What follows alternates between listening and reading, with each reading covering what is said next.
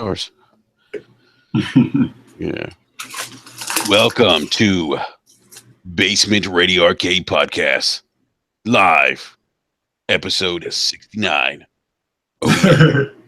All right, that's my special introduction for this evening, because we have a very special guest on tonight. We have Mr. Adam Vale from the Throwdown Podcast. What's up? Adam, Took what's a going on, shower man? this month and I'm feeling fresh.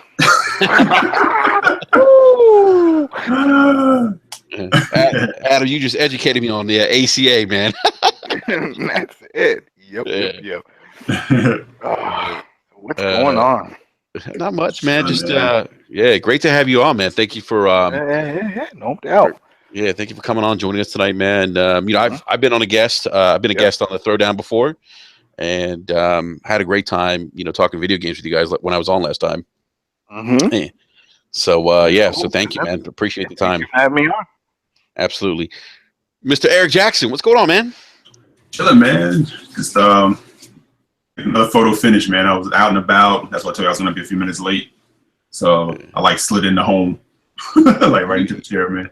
You at BurgerFi? Nah, man, no BurgerFi. No BurgerFi. That might be this weekend though. That might happen this weekend though. Is that like a fast food place or? Yeah, it's like a burger joint. You ever like Shake Shack? It's like Shake Shack. Okay. Yeah, they basically almost like Swagger Jack Shake Shack's motif, but they beat them at their own game, in my opinion, anyway. Have you ever had Five Guys? Those double stacks? Oh. Well, I'll tell you what. I was telling Enrique this. Since BurgerFi showed up, I don't hit Five Guys as much as I used to. Damn. Unless that's the only thing in that vicinity. Yeah, I usually run through BurgerFi. It's like that. Okay. I tell you what, though, Adam. Speaking of Five Guys, those French fries they give you. Oh man. Fries, free peanuts. Hook you up. They give you a trough of fries. Though. You order a medium fries. That shit's like a meal for 5 people, man. Oh yeah. You got fries spilling on the bag. It's crazy. Yeah, don't get me wrong. Don't get me wrong. Five Guys is still awesome. Don't get me wrong. Five Guys is good. The double stack, like you said, Adam, is really good. Yeah, it's good. I think that's standard. Like when you go in, you're like, you want a burger, you want bacon, you want whatever onion stuff. They just serve you a double stack. They don't even ask. That's just how they make it. Right. Okay. I'm getting hungry. I get extra cheese on mine, man. Oh, some onions, pickles, lettuce. I get the works. They'll say in and out. Yeah, we don't have In-N-Out here in Florida, man. So I've never been to In-N-Out. I've never had it before. Isn't that like oh man, it's big in the West Coast. I got a Cracker Barrel. They're West Coast. They have like a regioning thing. Like they have like their restaurants are near distribution centers, so that's why they don't franchise out. They don't freeze anything. Yeah, everything is like shipped fresh. Like they don't use frozen meat or anything like that. Right. Fresh. And they have there's like a secret menu you can use. Secret menu. Yeah. So, but it's good, man. I heard it's good. I've never had it, but I heard it's good. Yeah. So, all right, gentlemen, why don't we talk about what we're all playing right now? Adam, since you're the guest this evening. All right. What are you playing right now, man? I am playing a few things. Like I usually play a few things. Let's see. I'm playing Wildlands on PS4. Really liking Wildlands. I'm surprised for a long time. People that may know from Throwdown, I was not bashing it, but I just wasn't hyped about it. I just didn't give it a shot. Even though I was seeing like its own for the players Metacritic. People like that did buy it, they're loving it. 8.8s and stuff. I'm like, but the thing is, I have a large friends list, and not one person was playing it.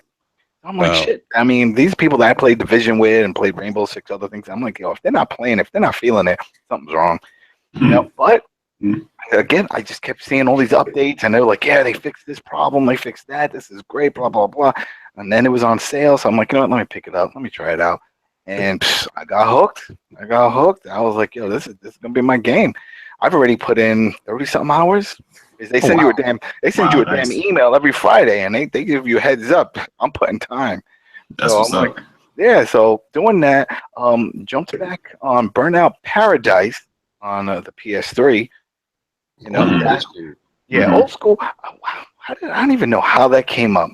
I think I was talking to a buddy about like good racing games. I was like, damn, I really loved Burnout. Oh, that was it. The Burnout. Some of the Burnout team talked about that new game Damage Plan or something like that Mm-hmm. that they're making. I'm like, yeah, remember Burnout Paradise? Like, yeah. Did you finish that? I'm like, no, I didn't finish that. And then Tony was like, I got the platinum. I was like, all right, yeah. Fuck you. Yeah, you got it. You got it. Right? You got the juice now. So I was like, all right. So I was like, right, you know what? Let me look it up. So I looked it up online, and turns out the servers are still on. What? Really? Wow. And EA likes to shut those shits off quick. So I'm Yeah, like, I'm surprised. this is still on. So I was like, you know what? I have it. All right, let me go on. And sure enough, went in, search, boom, boom, a full room instantly. I was like, this is faster than playing the Division or any of those games trying to build a match. There's people on there, So That's crazy. I was like, you know what? Let me play that. And then I don't know if you guys know, but I usually carry my 1989 Game Boy with me, my modded one, and I was playing Bionic Commando. Dude. That's what I play on the go. Dude, Yeah, Bionic so- Commando was so good when it came out. Yeah. Mhm. Even that remaster, the first one, not remastered 2, but the when they did the original remaster, Mm-hmm. that was really good too. And then that weird one when he had dreads and stuff. I don't know where they were going with that shit. Yeah, I don't. Remember that? Yeah, I do remember that. Yeah, I'm like, what is this? Like, I don't know. And then, I think that was initially meant to be like a Rygar game. yeah. It's like, what? Did Rygar have dreads? No. Did he? But I mean, character-wise, there was like some weird barbarian-looking dude with the dread stuff. Yeah, Rygar had some wild hair. That is true. They're like, now we're gonna make a Bionic Commando at the last minute. Dude, Yeah. Eric, that's talk about Rygar. That's a blast from the past. That was one of the first when I got my Nintendo Entertainment System. That was one of the first games I got with it. Oh wow. Mhm. Yeah. Mine was Russian Attack. Russian Attack, that was a good one. Yeah. Commando, that was a old one. Commando was my jam, man. That's the original FPS right there. I mean, that's as close as it came. You just ran around shooting and throwing grenades. Yep. And watch everybody like shake. Oh, yeah. Yep. That was it. Yeah, there were some good ones. See, now that's the thing. Those were some franchises that just never came back, and I wonder who owns them. Because Commando, they never brought that back. I mean, you own the name Commando, you should make all kinds of hot shit with that, but they didn't do it. Kung Fu, remember Kung Fu? Yeah. Yeah. Walk up, punch, and kick people in the face. That's the game. I was actually like upset that they didn't put that on the NES Classic. Oh, yeah. I mean, I know you can emulate it, but I'm like, yo, that Yeah. game, everybody pretty much owned a copy of that game. Yeah, exactly. Yes. Well, even Punch Out, they haven't really done since, I think, was it Super Nintendo had a new version of Punch Out? But I think that was it. They haven't done one since. Super Punch Out or something. Yeah, Super Punch Out, but then that's it. They just left it alone. Real Punch Out, not that Mr. Dream. How cool would it be if they brought that instead of ARMS to the Switch? I mean, come on now. I was about to say that. But I've heard a lot of people say that potentially was a missed opportunity by Nintendo. That definitely was. I mean, on Throwdown, we did a whole live thing where we were watching together. I'm like, we're predicting things that we're going to announce. I'm like, well, we know they're going to do a Mario. Maybe they'll do something with Metroid, but damn, they got to do someone Punch Out. And then we saw the fists and all that. So, oh, here we come. Nope. Fucking ARMS? What is this shit? Well, they did that Wii Punch Out, which is not a bad game. Yeah. That was actually pretty good. But it kind of, no one really messed with it. Will they bring Mike Tyson back, though? No. It's Mr. Dream. Mr. Dream. Mr. Dream. He was the guy that you would come up right before Tyson, and then they just made him the boss after the whole Tyson scandal. Yeah.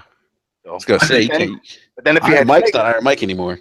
Yeah, Sega, you had Buster Douglas. And Buster Douglas wasn't too bad of a game. Yeah, I remember the Buster Douglas Punch Out. Yeah.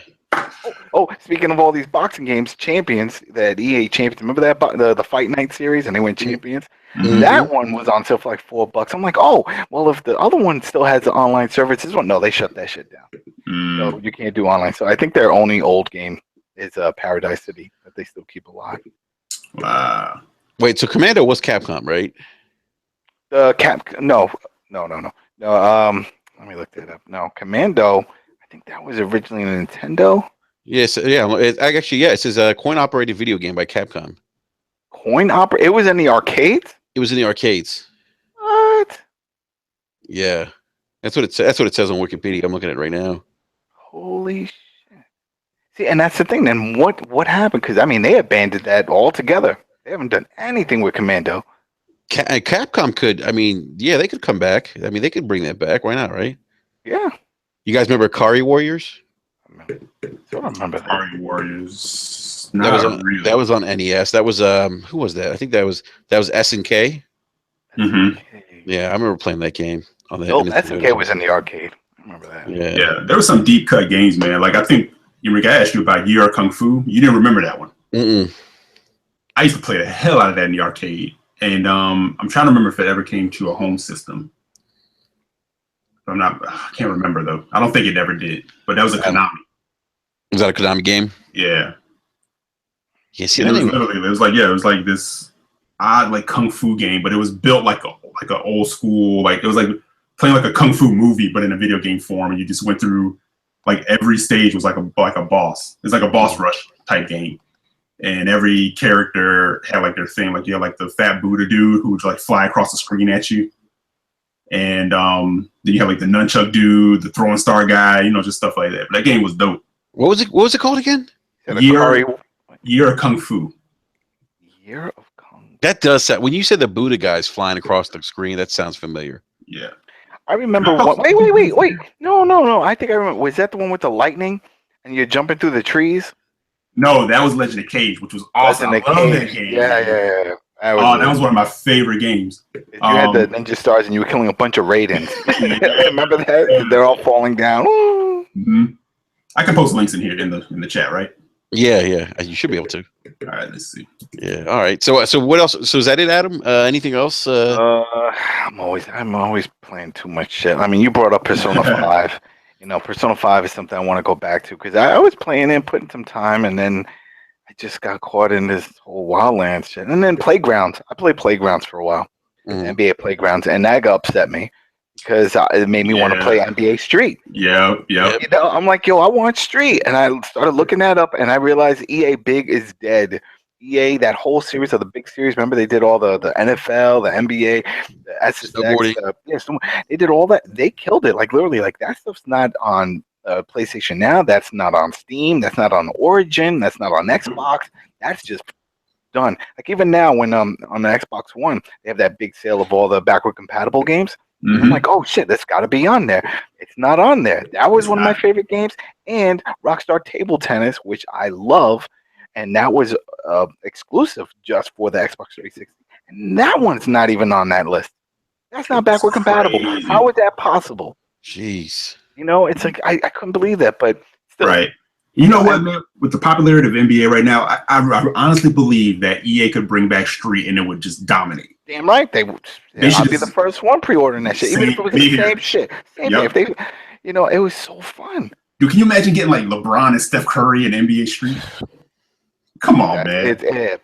Come on, man. Oh, my God. Now you're just making me mad because we're not going to get that. Exactly. And it's sad. It's sad because, I mean, from what I looked up, I mean, those games sold. People bought that. So I don't understand why they would just abandon it.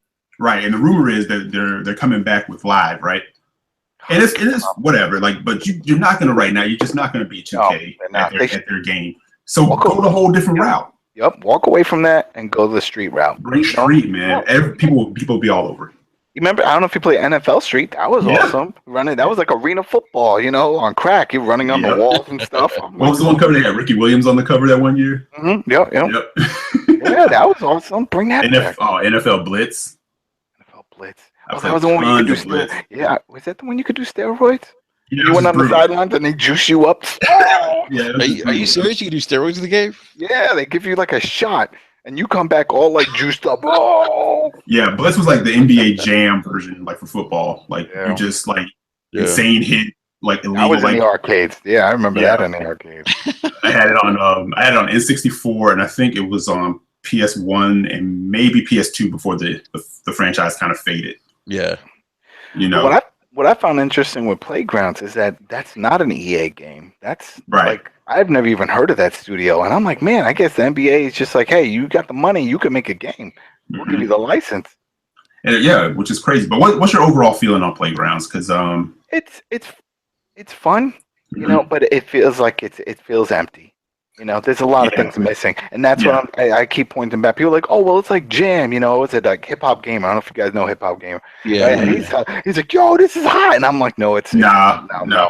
Here's hot. my thing: $20. Now, where they could have a hit on their hands if they continue to update it, listen to feedback, make it better. Right? They could have something big.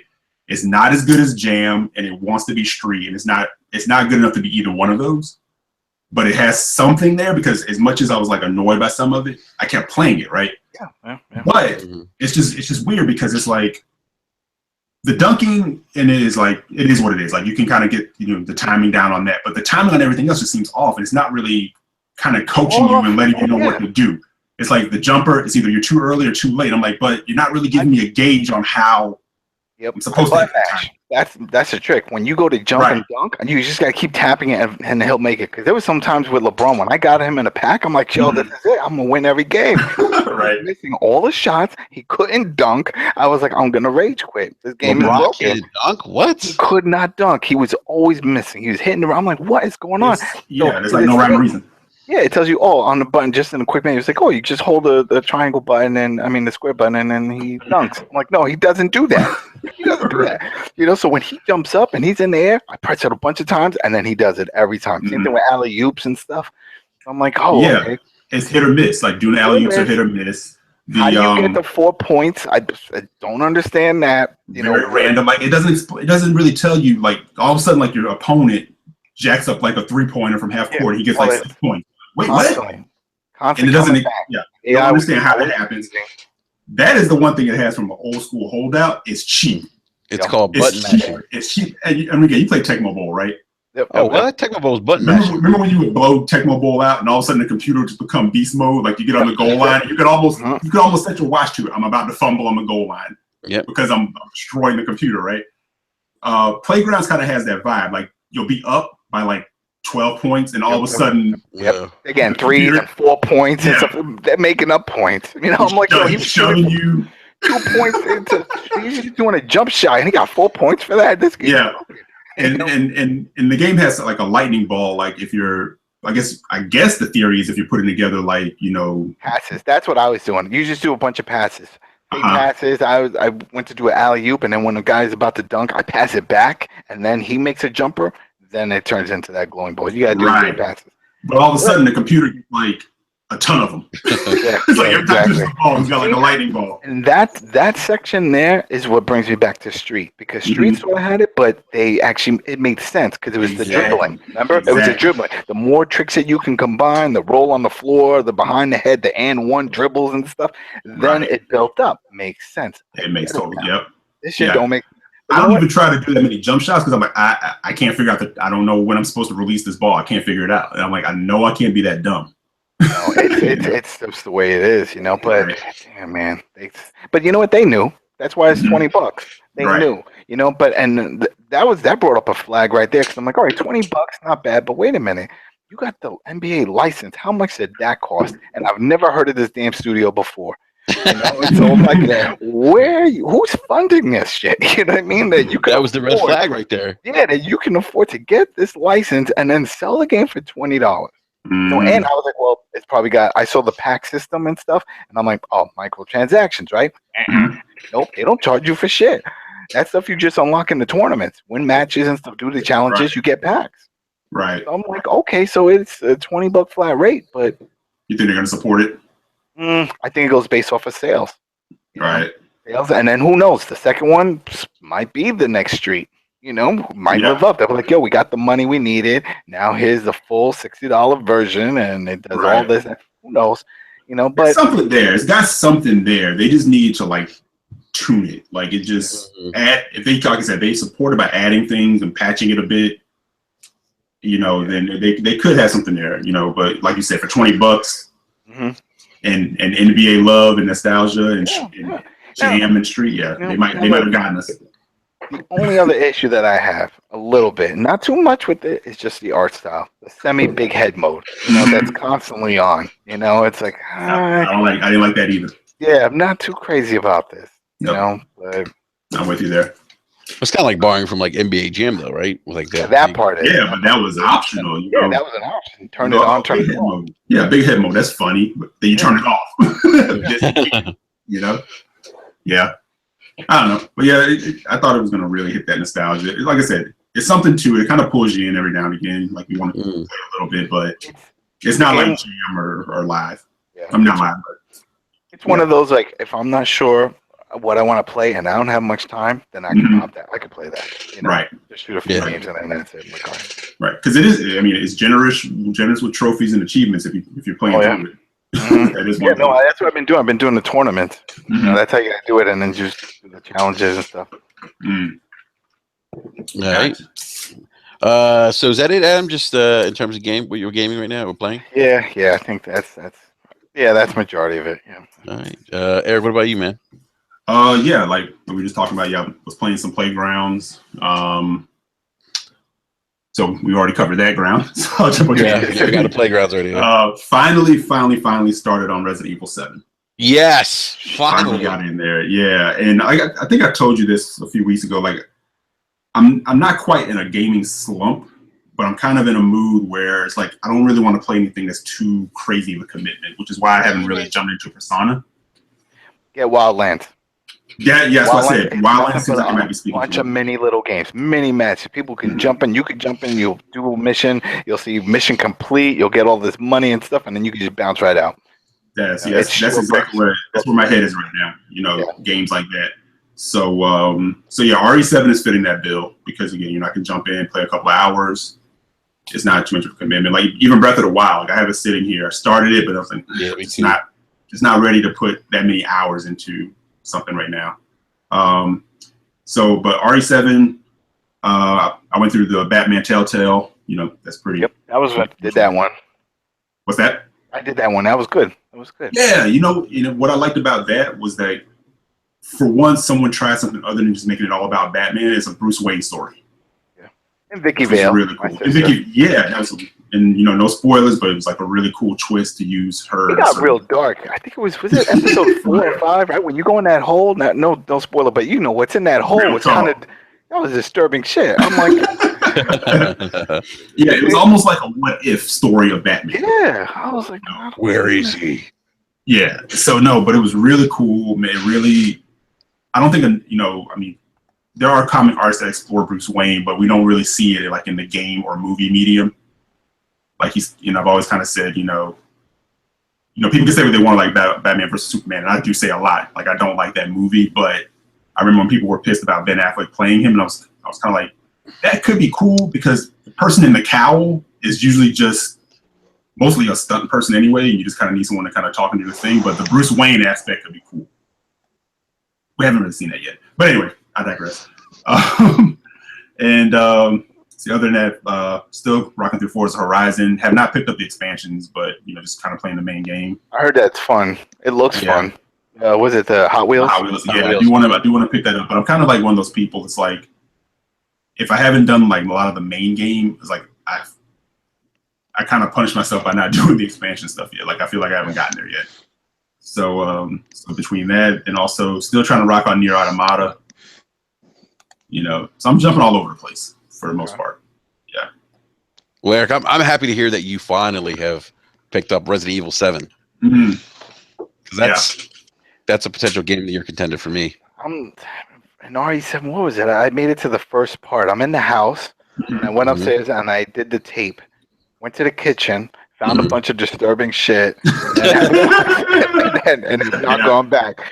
So I need to go back. But yeah, oh man, that's a freaky ass game, man. Really gets me. Yeah, what's going on, gentlemen? I just got outside. What's up? Hey, what's up, Fastback? What's going on? Sorry about that. Took so long. Hey, man, thank you for joining us last minute, man. I appreciate it. Yeah, thanks for the invite. Yeah, man, no doubt. So we're just talking about what we're playing right now in terms of games. Eric, so is that it in terms of gaming content? Yeah, pretty much for the most part. I do want to get back to Hitman at some point, especially with all the talk of it lately. Yeah. And Fire Emblem Birthright on 3DS. I still got that to rock through. Nice. So yeah, that's it. That's it for me. But I mean, that's just on the top of the surface. The backlog is real and it's much deeper than that. Backlog, yeah. Always is. Yeah. All right, man. What about you, Fastback? What are you currently playing right now, man? I've been playing the Hot Wheels. Play quite a bit of that with the NLG guys, and that's mainly been it. I did pick up Planet Base, but I haven't jumped into that yet. And then I just downloaded the yesterday the free Phantom Dust. So I'm gonna check that out. Never played that. I played it back when they had it on the 360. Yeah, and that's mainly been about it. Yesterday I've been spending a lot of money past couple of days. I picked up a PS4 Pro, not a Pro, a Slim with the Uncharted 4 bundle. Nice, man. Nice, and, man. I couldn't pass it up. It was on Amazon on sale. So, and then then today, when on Twitter, I saw the Cheap Gamer on Twitter. They posted the deal about the Switches being on Prime. Yep. Amazon Prime. So I went and got it. What? So yeah. What's up, man? So I had to do it. So nice. So I'll be getting Zelda and Horizon Zero Dawn and whatever else. Got to add to that backlog. Getting thicker. Never ending. Dude, wait till you play Zelda, man. You're gonna be like, wow. Oh, I know. Yeah. So now I'm a true neutral. I was a neutral before, but I only was playing on Xbox, so respected everybody else. But now I'm in now, so can't wait. That's awesome, man. I mean, that's stuff, man. Yeah. Well, you got to get ready. E3 is coming up, so it's gonna be some nice stuff they're gonna be shown. Yep. Yeah, as I said, after E3, man, the backlog is gonna be even crazier. With me and the Switch, it's like I'm not too crazy about Zelda. Mario Kart's okay, but I have it for the 3DS. I have 7, and it's not. It doesn't seem to be wowing me. What I want to see is what they do with FIFA. I'm a big FIFA fan, and on Vita they stopped making FIFA. EA just cut that loose. They only started doing legacies and stuff. So I'm like, man, if you're making a new version on the Switch, I want to see if it's legit. Because I mean, it's going to rely on third-party support for this thing to really flourish. They need to know that by now. So. So between FIFA and 2K, those are the big games. Those are the ones that are going to bring people in. Yeah, it's definitely going to help. Yeah, I can't wait for Skyrim. We're talking about some of the other third-party games. I mean, which version of Skyrim are they getting? Are they getting the remastered? Are they getting the original version? I mean, there's like so many versions of that. I'm not sure. Because remember, was it that was the thing that they showed off, like screenshot, and then they interviewed somebody, and the guy was like, "Well, we told them that we'll work on something, but we have no actual gameplay. That's not gameplay or anything yet." That's the same thing they said even about FIFA, because a bunch of soccer heads, and they were like taking screenshots. Oh, that's something, and I was like, "No, they have a first deal type thing with Microsoft. I mean, FIFA always comes out on Xbox, with more bells and whistles first. There's no way that the Switch would jump before that." Yeah. So whatever we were seeing was just like stock footage or something. Well, now there's that rumor going around that Call of Duty. Did you guys see that Call of Duty's going to come to the Switch? That'd be crazy. That'd be a game changer if that happened. Yeah. Somebody said like it's I think it's the rumors. I think is Modern Warfare 2. Is the rumored Call of Duty that's going to be on that platform? Is that really? I don't know. I did not hear that. I didn't hear that either. That's a good one, though. Yeah, I mean, it does. I mean, for a first-person shooter, it's only worked once, and that was on the Vita with Killzone Mercenaries. Oh, Mercenaries so good, man. Yeah, that worked. But besides that, I mean, they tried Borderlands too. Borderlands was okay, but it had, issues. It was just frame rate issues, and it was glitchy and stuff. Could have worked. And then they did their own version of Call of Duty, which Activision really didn't give a shit and gave it to a third party who just screwed it up. Right. But they tried, but yeah, Killzone's the only one. So man, hey, if they Switch can pull that off, then you need an online experience. You need to have that on for that. Yeah, that's true. And I mean, I don't want to say they're getting there because I still think that they have issues with online still. I mean, they're still kind of like behind. Shouldn't say still kind of. They are behind Microsoft and Sony. Like, isn't that all right? So the whole thing with the speaker, right now for the chat. Now that's not that's required to do the chat. Like it's not an option on the device on the Switch. So meaning like, can you just have like is there a mic on the Switch that you can just talk and chat, or you have to do the phone? The phone is not an option. You have to do the It is phone. mandatory. You have to do the phone. As of now, yeah. Weird. Yeah, because I know a lot of people are doing Discord and like all different ways of like trying to communicate on it, which is crazy. That is crazy. So even if you plug in a headset, like let's say if you plug in a headset that has a mic, that wouldn't. I mean, I don't know. I don't know, man. Who knows? We'll find it. And the crazy thing, they're charging $20 for. At some point, that's going to happen. They're going to charge $20. Was it $20 a year for online? Is it a year? Or something? Yeah. I know that they said something about the games you don't keep them. That's it. It's going to be a rotation. So the game. Oh yeah, with the games that you can download, you don't keep them. Yeah. So it'll just like clear out from your library. So if you had it and you were halfway through, too bad, because they said, "Oh, we'll give you an option to buy it." Now, do you get a discount by it, or is it going to be the full price? You know, man, I honestly don't know. We don't know. Yeah, no one knows. Who knows? We'll see. No Nintendo. There's probably no discounts. That's true. So. Yeah. They'll usually play like that. That's why I laugh when people are like, "Yo, I'll wait for the Switch to go on sale." I'm like, "Stop! Have you not seen anything?" So damn, Wii U was still $250 like a week before it got pulled from stores. They don't do discounts, man. Console Wars. Read the book. You know what I mean? It's like, yo, Nintendo. They don't care. They don't play that shit. No, that would be retailer driven. You know, taking that Black Friday hit to get people in the store, but Nintendo's like, nah. And they know it. Because look, when you go to GameStop, they're one of the people can say what they want about them, but value wise, their games hold value. Mm-hmm. You know, when you try to go in, you get trade-in value. They usually, I mean, you get like a higher value than you do from other titles. And GameStop's like thirsty for it. Like, you know, you got those Wii U games or bring them in. You know, so yeah, they don't discount because even on their eShop. You know, like some of their discounts is like it's very rare that you get one really steep. It's usually like 30%.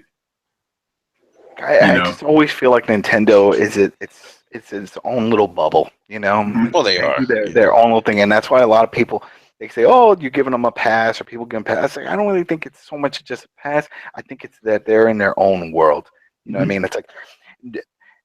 An Xbox, PlayStation would never be able to do a launch without a good first person shooter or race. You know what I mean? If let's say Xbox, a new Scorpio comes out, it's like, all right, so you're gonna get that new Call of Duty World War II? No, we're not gonna get. What the fuck? People go nuts. You know, but Nintendo, you got the Switch. Are you getting that new one? No, it's not gonna support that or the other one. No.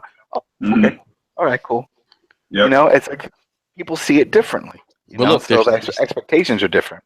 But look, they put out probably one of the best games of this console. No, but that's what I mean. They have it's good as in its own bubble, in its own world. It's those Mario Kart games. There's a bunch of kart racers, but Mario Kart's still the best.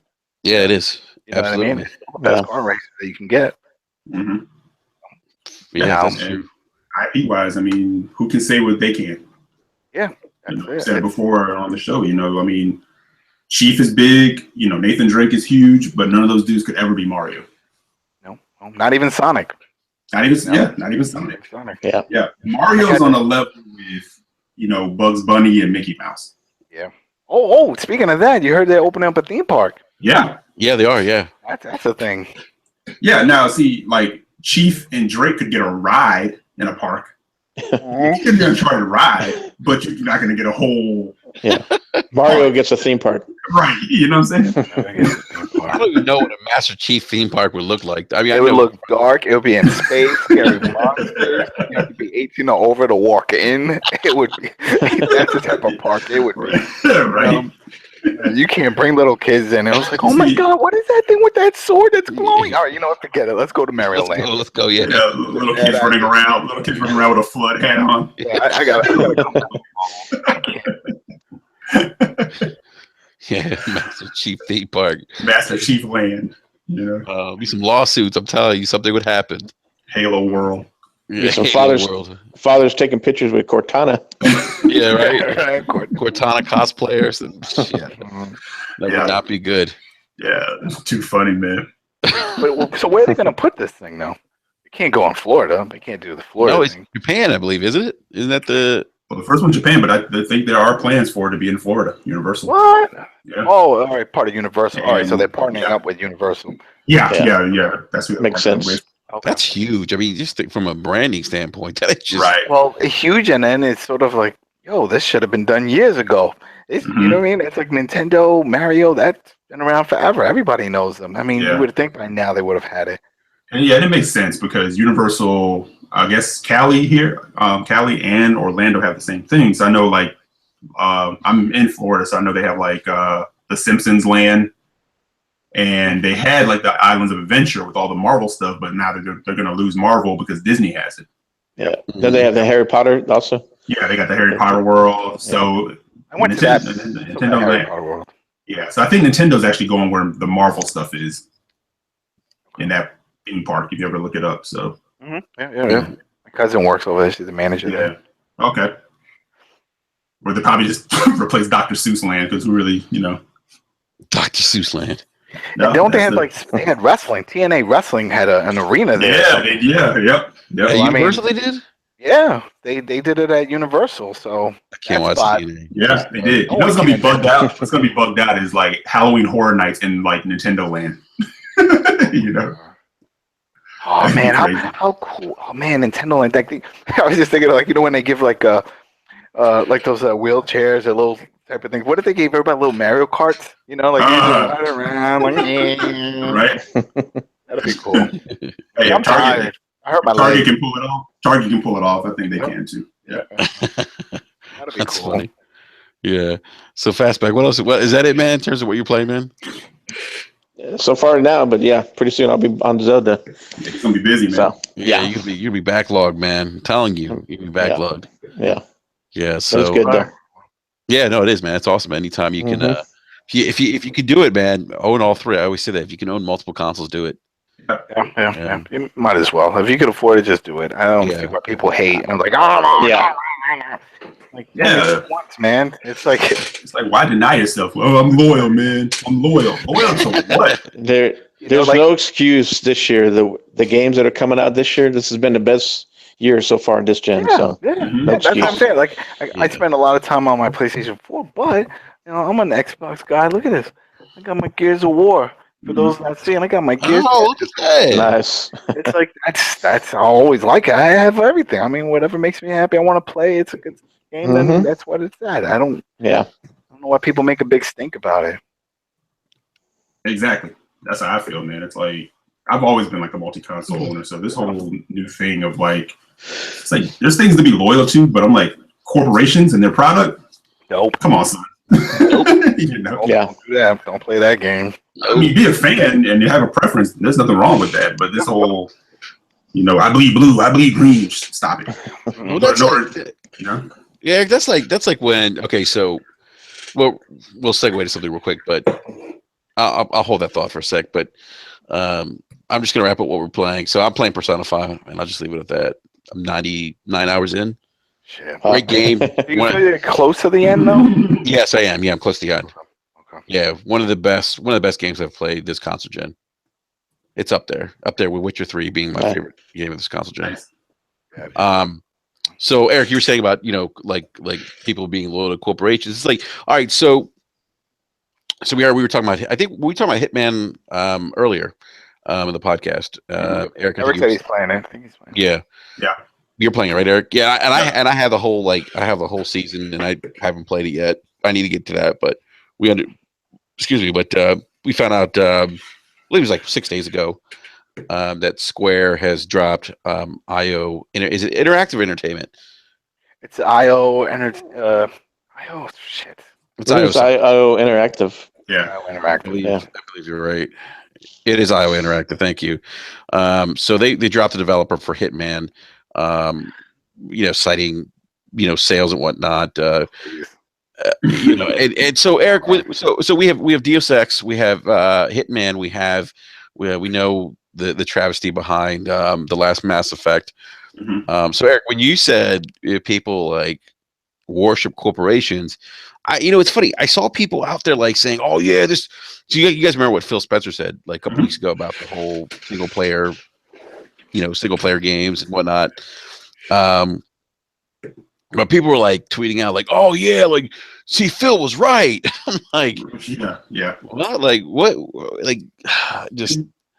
And that's the thing. Like, no one's it feels absolutely right. No one was disputing that, you know. And my whole thing with that was like, people were saying, "You're all overreacting." You know, Phil's right. This is exactly. It's like people aren't overreacting. People are gamers, and people, you know, the people who have their emotions in the right place, not behind a piece of plastic and arguing with everybody, but being a gamer means something, right? Mm-hmm. And every gamer has a way of life, a way that they play. Some people are strictly multiplayer, right? So when they hear that kind of thing, they go, "Oh, well, that kind of makes sense." Some people are mostly strictly single player, like story-based AAA big games, right? So when you hear ahead of somebody, you know, kind of talking about it, I don't think anyone with a level head was looking at that as saying Phil's completely wrong or taking it the wrong way. They were voicing concern. What does that mean? You know, wow. You know, you have a head of a company talking about it and people were concerned. You know, and this whole you're overreacting, and then people feeling vindicated because Deus Ex, Mass Effect, and some other games didn't do well. There shouldn't be any form of jubilation or celebration in that. Yeah, that's the kind of part. That's the part that kind of caught me off. Right. Like, for the vindication of what Phil said, because first of all, Phil doesn't need anybody to defend him. Yeah.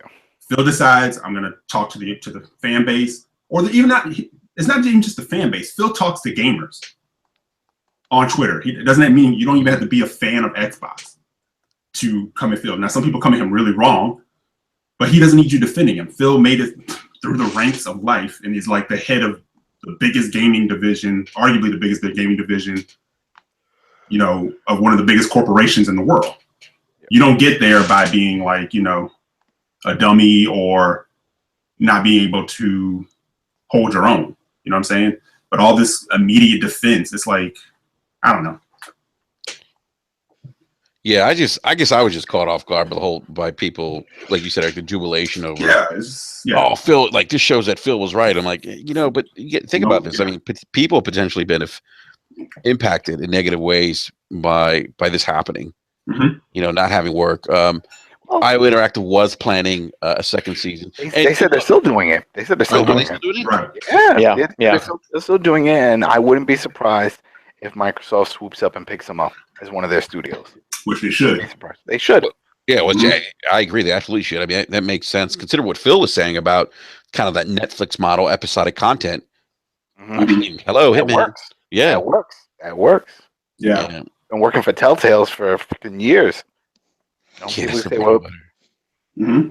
It's kind of true. Like, you have to think of a different way. Again, I don't think anyone's thinking, or at least maybe none of us in this panel are thinking that Phil was saying that's it. We're done. We're done with single player games and screw you guys. And hey, it's multiplayer from here on out. No, I think, you know, what probably Phil didn't get a chance to completely go deep into, because you're doing these interviews, you only can say so much and you're in and out, right? It's rethinking how you do it.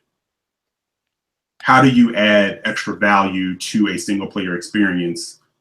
Because it is kind of true in some cases, you know, the one and done game, you know, some people don't return to it. Some people will take it and play it over and over. Some people don't return to it.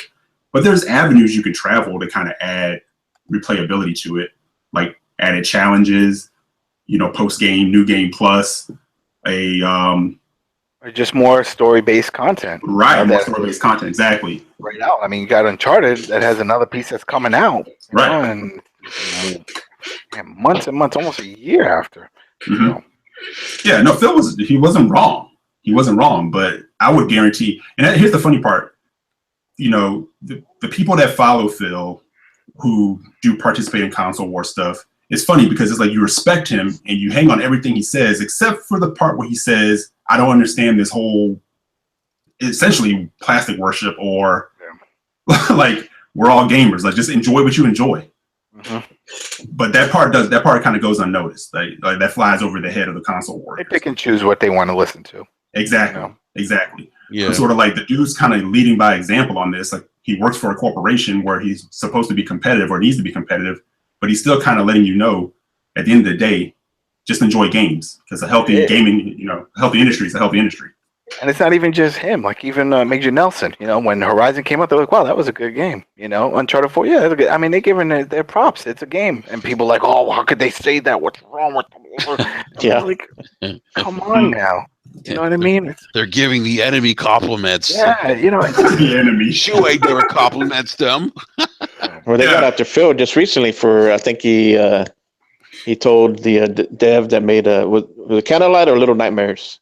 He Little gave him a Nightmares, compliment on Right. And they jumped on him for that. What did they? What did he say about them? He gave him a compliment that it was a good game. Which it is. I just finished that game recently. Really great game. But yeah, Fastbacks are absolutely right. He got jumped on by a fanboy because it's like he felt that Phil was hyping up this game as it was an Xbox exclusive. Yeah, I tell you, one person who will never give anybody else a compliment, and that's Reggie from Nintendo. Reggie will never say, "Yo, Phil, hot game." No, yo, shoot, you're on point. No, he will not. He will not. So if anybody wants to throw shit at somebody, throw it at Reggie. Reggie For real. don't care. It goes back to what you said. They stay in their own world. They're like, yeah, they're in their own world.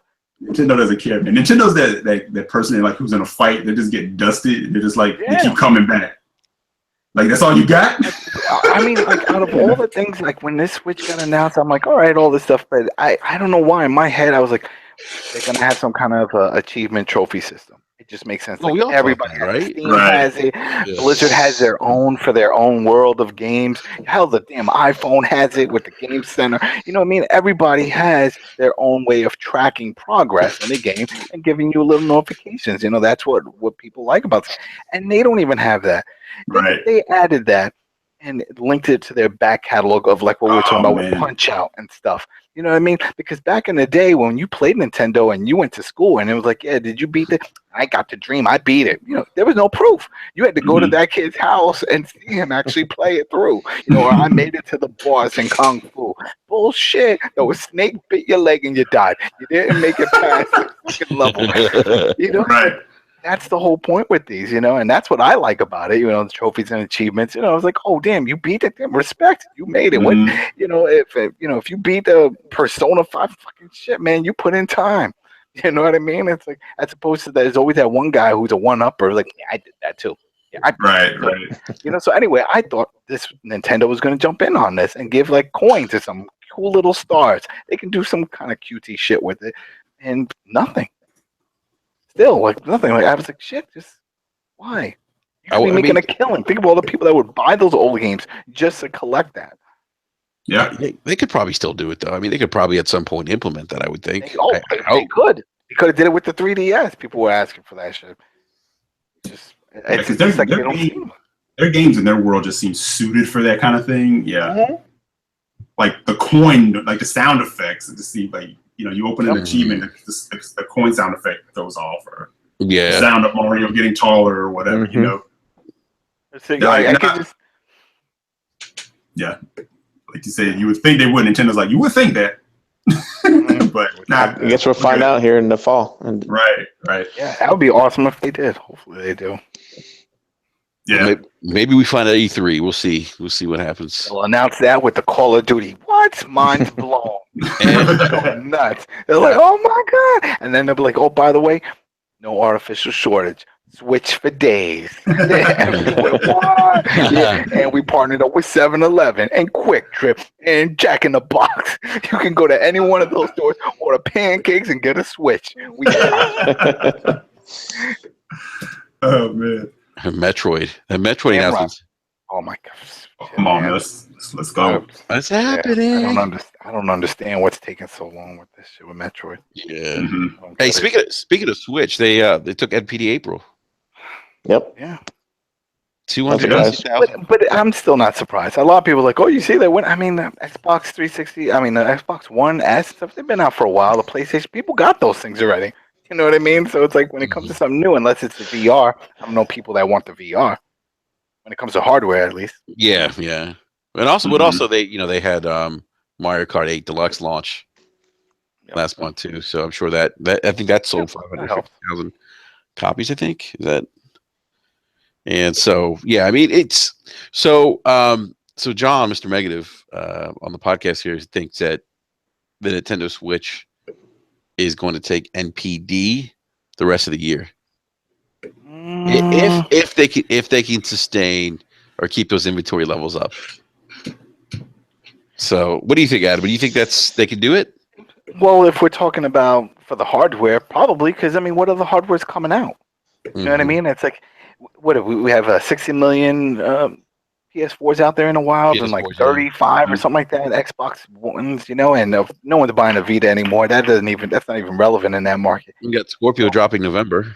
Got Scorpio in November, but again, I don't think that's gonna be one of those fast console sellers. I mean, they even announced it's sort of like the Pro. The Pro is not selling hotcakes. You know what I mean? It's for a niche audience. Yeah, they're enthusiast consoles. Yeah, they're enthusiasts. You really want this? All right, you didn't get this. It's sort of like with the phones. The iPhone does iPhone and iPhone S. It's that S. There's most people wait for the next version. They'll wait for the next iteration. They're like, all right, I got the 6 Plus. I'm not getting that S one. I'll wait till they do the 7. But for the hardware, yeah, I could see it happening. Even if there is no games, because there's still people. That's the whole thing with the whole artificial shortage. People don't understand that. It's like, oh well, I don't give a shit. Yeah, okay. When you're at work and you got that one buddy who's playing it, and you're like, oh, guess what? You want one? You can't get one. You know what I mean? And then some people get upset just from that. I know one guy who bought it. I'm like, yo, you play it? I don't play it. I'm like, why'd you want it? Well, because I wanted it, just in case. I just didn't like that feeling I couldn't get it. Some people will like that. Yeah, you get that attachment. They get that. They just want to have it because that's the hot thing that everybody has. And they're like, what? I can't get it? Then I'm paying $500 on eBay and getting it from, somewhere in Europe, whatever. But I could see people running out and still buying it. Hardware wise, I don't see anything else. I mean, I think, Sony said that they were going to have some more stock or lowering the price, doing something with VR. They have some announcement with VR. Maybe it's some bundling or something. And maybe that'll boost it. But again, it's VR. I don't know a lot of people interested in VR. All the cables and all the stuff and the quality is just not. Yeah. As much as people want to hype it up, yeah, the tech might be interesting, but so is 3D TVs. And, that went in and out. So I just don't think it's there when it comes to that. I mean, maybe when we get to the point where you could have a VR headset wireless, and you don't have all the cables and look like you're stuck, plugged into like Johnny Mnemonic or some shit, then we're at that point. But right now, I think it's too soon, and I just, there's not enough for it, especially in an age where it's all about 4K, and this thing's not even pulling 1080p. You know what I mean? So it's like you're promoting all this other high-end quality of 4K and the pixels and all of this, and then you're showing us VR, and then when you put it on, you're like, wow, this doesn't look anything like what I'm thinking. Oh well, no, don't expect that on this. Well, you're telling me two different things now. Right. You're telling me that this stuff matters, and that's why you made this new system, and then now you're telling me to go get this other shit, and it doesn't look this way. And yeah, it's VR. I get it. It's a gimmick, but I'm not feeling it. So, I mean, I have a friend of mine who had that one for the Samsung, that Samsung one, and he was showing me with Netflix, and that was kind of cool. Anybody use that thing? Oh, the Gear VR? Yeah, is that what it's called? I never used it. You put your phone in. You put your phone in. It's Gear VR, yeah. Yeah, and I was like, that was kind of cool. You're like sitting on a couch, you're looking around. I'm like, I just had this weird feeling that somebody was going to jump out from behind me, though. You look in the back, and I could see a window. I'm like, yo, is this going to be like some horror movie? I look back, and I see a guy running with a knife. I'm like, yo, take this shit. He's like, no, nothing happens. You can just watch the movie and stuff. I'm like, yeah, until I look over and I see some creepy ass motherfucker eating popcorn staring at me. And I'm like, oh my God, this was a mistake. But no, I mean, besides that, and that was cool. Again, like a gimmick, that wasn't a big deal for me.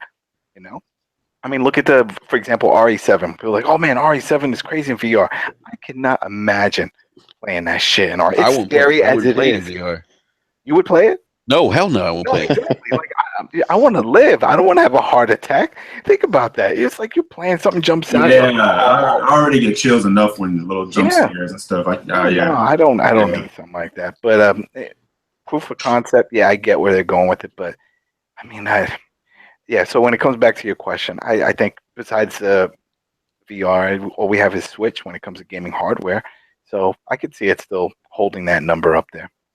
Yeah, that would be quite an accomplishment, I think, for Nintendo, considering how Maybe not, because like we No? just said, there's no real competition hardware-wise. If they came out at the same time of like the way the Xbox One and the PS4, remember when they came out? That was like a few months apart or some shit. You know, it's close. If they had dropped at that time, then you get to really see. It was like, all right, can they hang with the big boys? Because now, Yeah. but the thing is, like we said, everybody has the big boys now. Everybody has Mhm. it. You know, so now people are like, all right, what's the next handheld? What's the next on the go thing? Well, the Switch is out. All right, then I want that. Well, you gotta wait. It's a shortage. Well, I'll wait, and then I'll buy it when it comes out. That pushes from the months. Mm-hmm. So, Yep. Yeah. The interesting thing with Nintendo though is they do have something really different than Sony and Microsoft. I mean, it's you look at the PlayStation 4 and Xbox One. I mean, for all intents and purposes, they're pretty similar. Where you have this where Nintendo has something that's just completely different. Nintendo's its own little world. You know, Yeah, that's I the thing. mean, It has its own games. You can't play them anywhere else. You know, and besides some knockoff versions that they have, I call them knockoff versions on the phone, Android. That Mario shit. You know, and then now that they got the Zelda one coming. But I mean, yeah, if you want to play those games, there's only one place. Play it.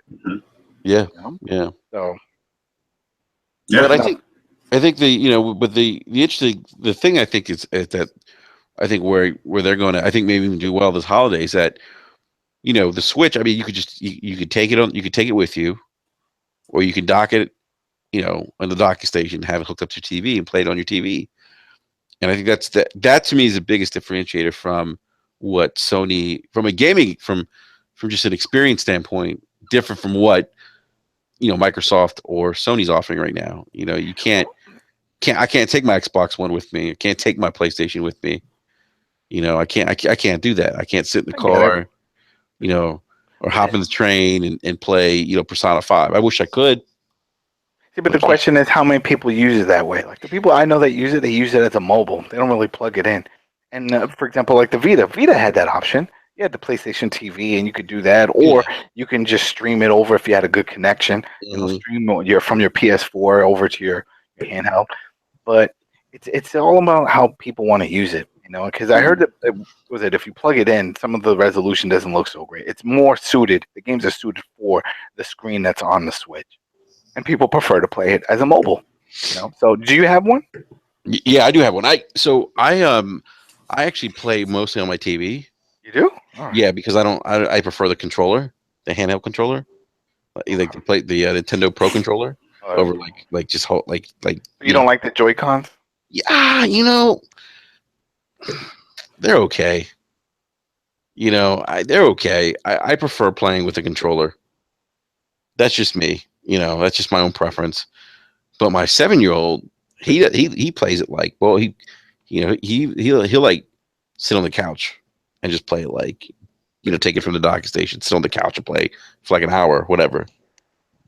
So he prefers to do it that way, which is interesting. So I think it's just, if I had to, I would, if I was taking it to work, I would absolutely play it like mobile, and I probably would do that, in the future, depending on how I might do that with Zelda. Like on lunch break, just take it with me and just, take it out of the bag and play Zelda for a little bit. Yeah. Might have to just beat that one. Yeah, just with everything else coming out. The time commitment, yeah. Oh, that's another 100-hour game, easy. Yeah. Mm-hmm. More, man. There's people saying that they have like 150 hours into it. Pretty much have all the shrines done, all the heart containers, everything, right? And there's still 30% because of all the Korok seeds you gotta find that you can still find in the game. Oh shit! Are you serious? Yeah. Yeah. That's if you want to go find them. It just gives you more playability. But there's like 900 Korok seeds to find. And that's a game that could have used a trophy system of some sort. Mm-hmm. It's like, I found all that shit. Prove it. Yeah. Prove it. Yeah. Yeah, because I gotta tell you, without that achievement popping, I don't know if I'm gonna go find all those Korok seeds if I've already beat the game. Let me ask you guys: do you guys think that more people would buy the Switch if it had a trophy system? Damn right. If they linked it with their old back catalog, we're talking about all those NES games that we were talking about. If they had that, what? People go nuts over that. They wouldn't care paying $5 for all those old ROM games that they already have. Yeah. Cause see that for me, that's one of the things. Like I'm gonna get a Switch, but I would probably already have it if it actually all those games that I purchased on Wii U, or if I had access to my 3DS games, all my Wii U games that I bought digitally automatically on my Switch. Yep. You know, I would be like, why not? Because I now my whole library there, and I can let go of the Wii U. Yeah. You know, but I have games like tied to that. You know. That was the downfall for me when I saw the announcement, and then after they were doing the Q&As, and they said, all right, so digital purchases that, now that they had the whole store with the Wii U and a 3DS, digital purchase, can this stuff carry over? No. Oh, why? Mhm. You know what I mean? It's like, so, well, when they do make some of these games work on the Switch, which they will, it's like you're telling me that I have to buy it again, even though it's a digital version, and you know that I bought it. I can understand if it was a physical, I own it because you can see it. No, you're going to make me buy it again because it's on this.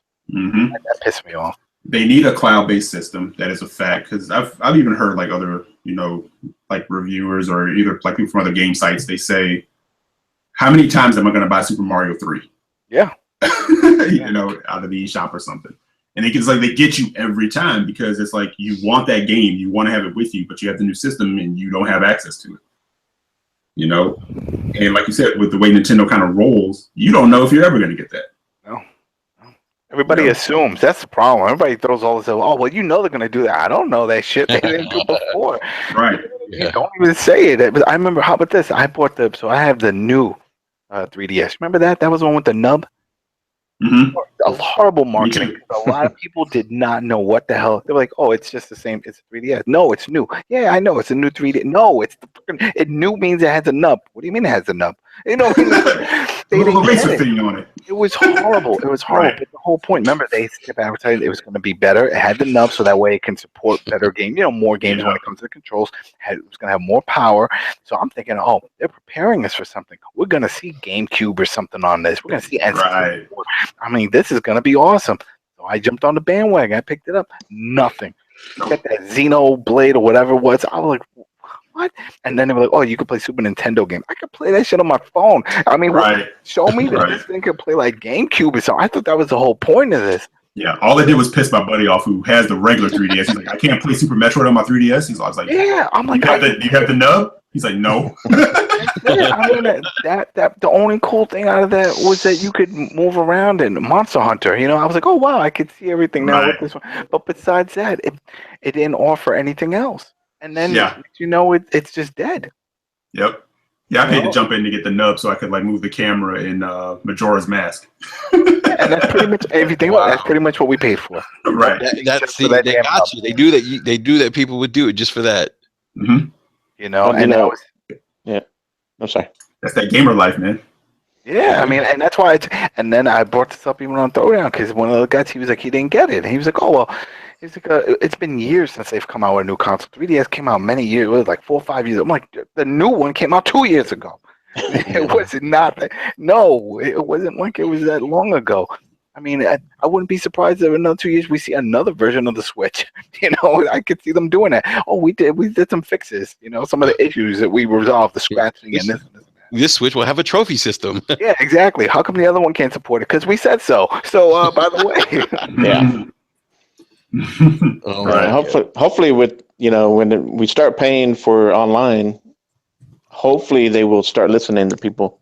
Right. If they want to get more people into that system, like Xbox and Sony have, they're gonna have to bring the content and the stuff that gamers want when they're playing online.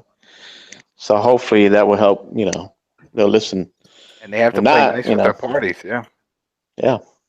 You need third parties to survive. People want to say 3DS has 30 million sold and phased out. You know what I mean? It's like, look, we have the Switch now. Why is that? You know what I mean? It's still to this day. If you look on a 3DS store, you don't see a lot of third party. No, you don't. No, you don't. One or two sprinkles, and then that's it. You know what I mean? It's they need to play nice with these other companies. Mostly Atlas. Yeah, Atlas. That's like their biggest support. I have a Ghost Recon game on it. There's a Ghost Recon game. Yeah, that's true. That is true. It's like an XCOM game, turn-based, but it's on it. Street Fighter's in there. Street Fighter, Is there a Metal Gear in there? No. I don't or is it know. Splinter Cell? Was there a rumor that Metal Gear was coming to Switch? I don't know. I think that's.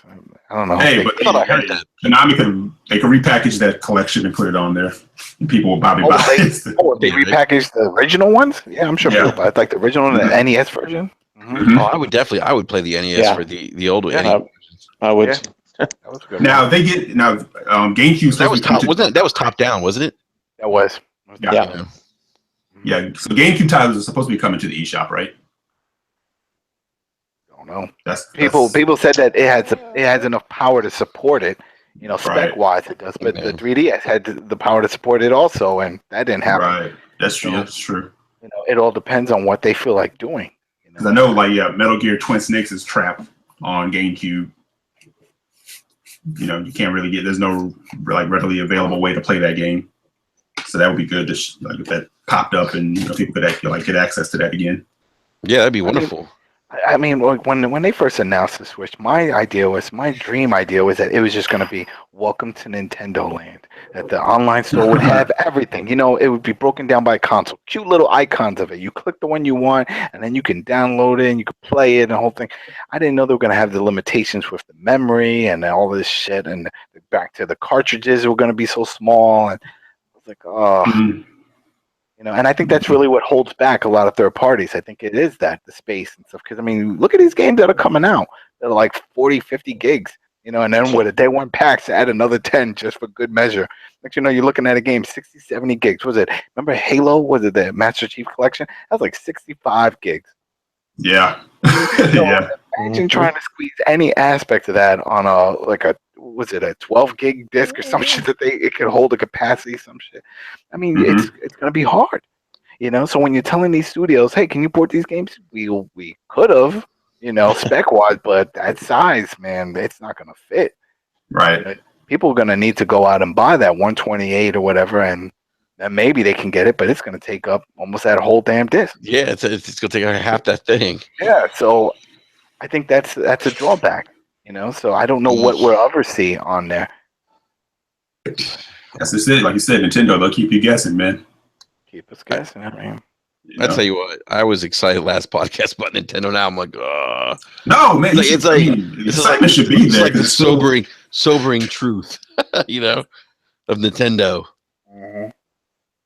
Yeah, I think but that's sort of like the wild card aspect of it, man. You know, it's Yeah. like, you know, and not that you can completely always set your watch to what Sony and Microsoft are going to do, but in most cases you can almost predict like which way they're going to go and what they're going to do. Think about like leading up to the Switch. Everybody was guessing about what this thing was going to be. We had nonstop leaks. Oh, we got it. We saw what it's going to be, what it looks like, Mhm. and everybody was wrong. You know, it's just, and even the people who hate on them the most and say they're irrelevant were the ones talking the most about everything that was like being leaked or dropped or what they're going to do.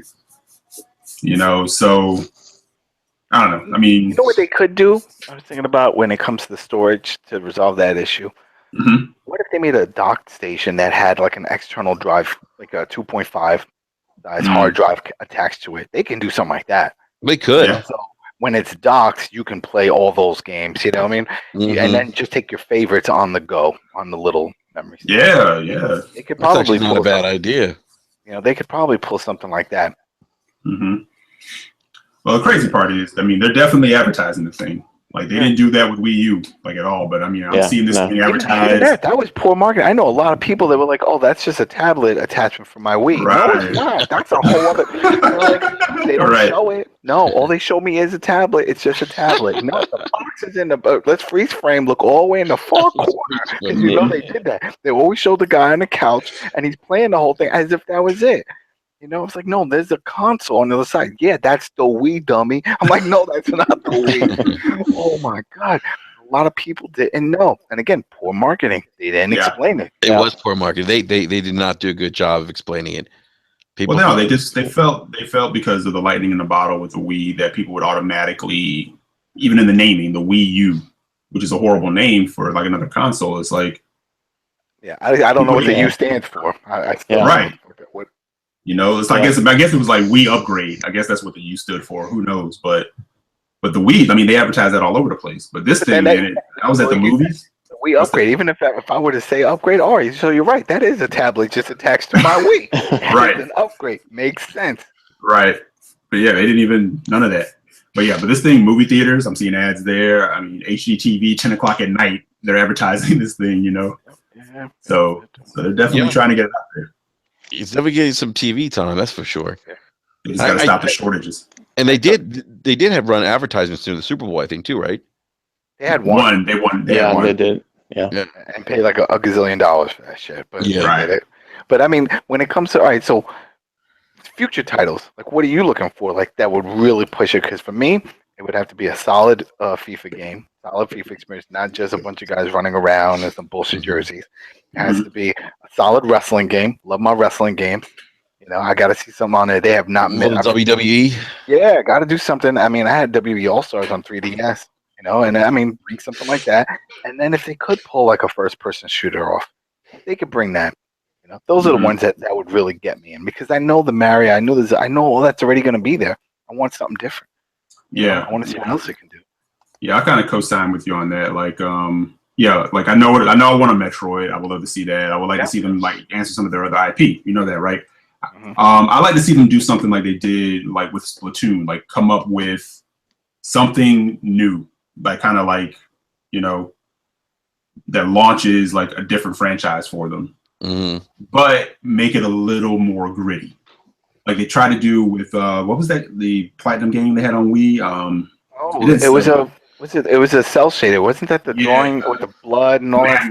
Mad World. Yeah. It was an attempt, but no one was looking for that, on that system at the time. But still, even on the Wii, they had Call of Duty and they had Assassin's Creed. They had third parties on there. Right. Star Wars. They had. It was a player. It was up there, It's like right.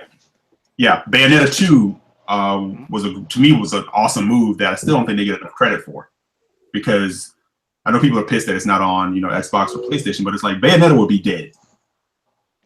What's the story with that? Do they own that IP? That's not theirs, though, right? I don't know. They don't own it. I don't think they own it. But they funded it. So who knows if we'll still see more of that? I think now, if I was them, I would be getting another package, another bundle of Bayonetta 1 and 2 over to the Switch. I agree. Because I think there's like with Bayonetta finding success on PC, I think right now is the right time for those people who picked up Switch and are looking for that next title. That'd be a perfect time to get that in their face. Yeah, maybe they'll announce that. I could see that though with Bayonetta. Yeah. That I can see. Yeah, but I'm with you. They definitely got to hit. They don't need all third-party titles to show up like we have on PlayStation or Xbox, but they need a few. But they also need, I think, like Switch. Switch specialty type third-person. I mean, not third-person, third-party type titles. Like their own maybe third. I don't want to say like exclusive, but something that brings like their own version to it, because we know power-wise it's not going to run the same as the other. Oh, you mean like have some special features? I mean, it's something that they require already. Like it has to have some Joy-Con support to do something like. Right. Have some extra features or some extra content. Use of like the Rumble HD stuff. Yeah, Rumble. Was it the audio HD or HD audio? HD Rumble. Oh man. Wait, does it rumble? Do the Joy-Cons rumble? The Ice Cube. Yeah, the Ice Cube. But I know that was the sound. But does it? Like, do you actually feel a rumble? I have no idea. Okay. I don't think there's a game out there that's utilizing that feature just yet. Okay. That I'm aware of. I still don't even know what it really means, to be honest with you. You would think it would do that with the Zelda. When you're right. The hits, the sword hitting, and all that. Yeah. Yeah. I mean, hell, it's their feature. Yeah. So. That's gonna be interesting, man. Yeah, looking forward getting that Rumble pack. Yep. Came out. Oh, the Rumble pack, man. Yeah. I felt like a baller on the 64 when I got that. What was that? The upgrade pack thing that you put into it. The more memory. Yeah. I remember picking up Star Fox. I think that was one of the games that took advantage of it. Mm-hmm. Yep. Yeah. Gentlemen, let's go to Assassin's Creed Origins. So, Adam, I know you're a big Assassin's Creed fan. Yeah. I love Assassin's Creed. Something about it. It's the open world, the self kills, and just the period pieces. I'm a big history buff. Love history. So it's like when you go into these worlds, they're using old maps. So a lot of the stuff that they're showing, we're there. Yeah. So it's fun just exploring and doing that. Yep. Yeah, it got kind of repetitive. You got to keep finding this. You got to do the same type of mission types. Tons of collectibles. Collectibles for days. But almost every game does that. But I mean, Syndicate. I like Syndicate. The Syndicate's only awesome. one. Yeah, Syndicate. Black Flag. My favorite one. Black Love Flag it. was my favorite one. Loved it. Loved it. Yeah. Until this day, I have that on all. I have it on PC. I have it for Xbox, my PS4. I play them on all. I feel like I need it for some damn reason. The sea battles are great. Yeah, put that one on Switch, and maybe you got me. Because even if it's old, because they're putting all the old shit on there. Yeah. But It could, because there is a Black Flag port for Wii, for Wii U, I should say. you see, yeah. So that I would definitely replay just for that. But Unity was broken to high hell, and I think that put a bad taste in a lot of people's mouths. Yeah. It was so fucked up and had all these problems constantly. And then they were like, "Oh, by the way, we got another one coming." I'm like, "You still haven't fixed the one you released last year?" Because remember, they're coming out every year. And it's like you're throwing too much. It was too much, too fast. Yeah. Then you got the Chronicles and the smaller versions. Then they made Liberation, the Vita version. I mean, it was just like constantly, So they need to take a break. But we've seen that open world format evolve with the Division, with Wildlands, and if they can take what they've learned on how to make open world experiences from those and put Assassin's Creed on top of that, it can work. So I'm looking Watch Dogs 2. Watch Dogs 2. That's That another was a good one. one. I enjoyed that that was one. a good one. Yeah, they've figured out a better way of doing their open world. They figured it out. All right, so it's working. Now, can it work in Assassin's Creed? Of course. Just throw it somewhere else. And what are we seeing? It looks like it's in Egypt now. I mean, the only question I have is what the hell are you going to jump off of? Because there weren't tall buildings then. So I don't know how that's going to work. But besides that, it looks interesting. It looks fine. I mean, I'm a mark for it, so I'll probably still end up getting it. But Well, I can't see them. This one takes place in, is it Egypt? It looks like Egypt. Yeah, it is Egypt. Yeah, because so there's some leaks that came out on Reddit. Looks like there was, hold on a sec here, guys, because a bunch of information that was leaked. Apparently, it looks like it's set between 1400 and 1200 BCE during the dynasties. I'm assuming the dynasties relate to the different dynasties of the Egyptian Empire. It was a few years after I was born, so it's like I could relate. It's going to be an awesome game. They're not going to be any. Apparently, there aren't going to be any towers in this game. Yeah, I said that. No, so no more jumping from like a Yeah, it's a new. There's a new scouting mechanic. It's an eagle. The eagle's placeholder name for now is Akam. I don't know if I'm pronouncing that right. Again, this is all from what was apparently leaked on Reddit. Well, we've seen it that new system in the Division and in other games. I think even in Watch Dogs 2, right, where it's like you have to just get to the building. And you have to get to a certain point in the building, and then it unlocks, and then that's your new base. Yeah, and then it opens up the area. So we've seen that iteration of that. So I can see them evolving. Cause I don't know what you're going to jump off of. So we saw that image. We saw that image of the sailing boat, right? There is no naval combat. The sailing boat that we saw apparently is for travel purposes, similar to what we have in The Witcher 3. But they're saying it's a tad more customizable. Whatever that means, we don't know. That or any specific details of that. The game is apparently beautiful. There's a lot of ambient stuff going on in the open seas. You'll be traveling through the Eastern Mediterranean in your boat. See that when you think about timepieces and like, they also said you crossing the Red Sea. So you think about like stuff like that. Like Adam, you mentioned timepieces. I think this is a good direction for this game. I mean, this is pre. This is during the Egyptian times. Yeah, I mean, where else could they go when it comes to this time period? I mean, perfect.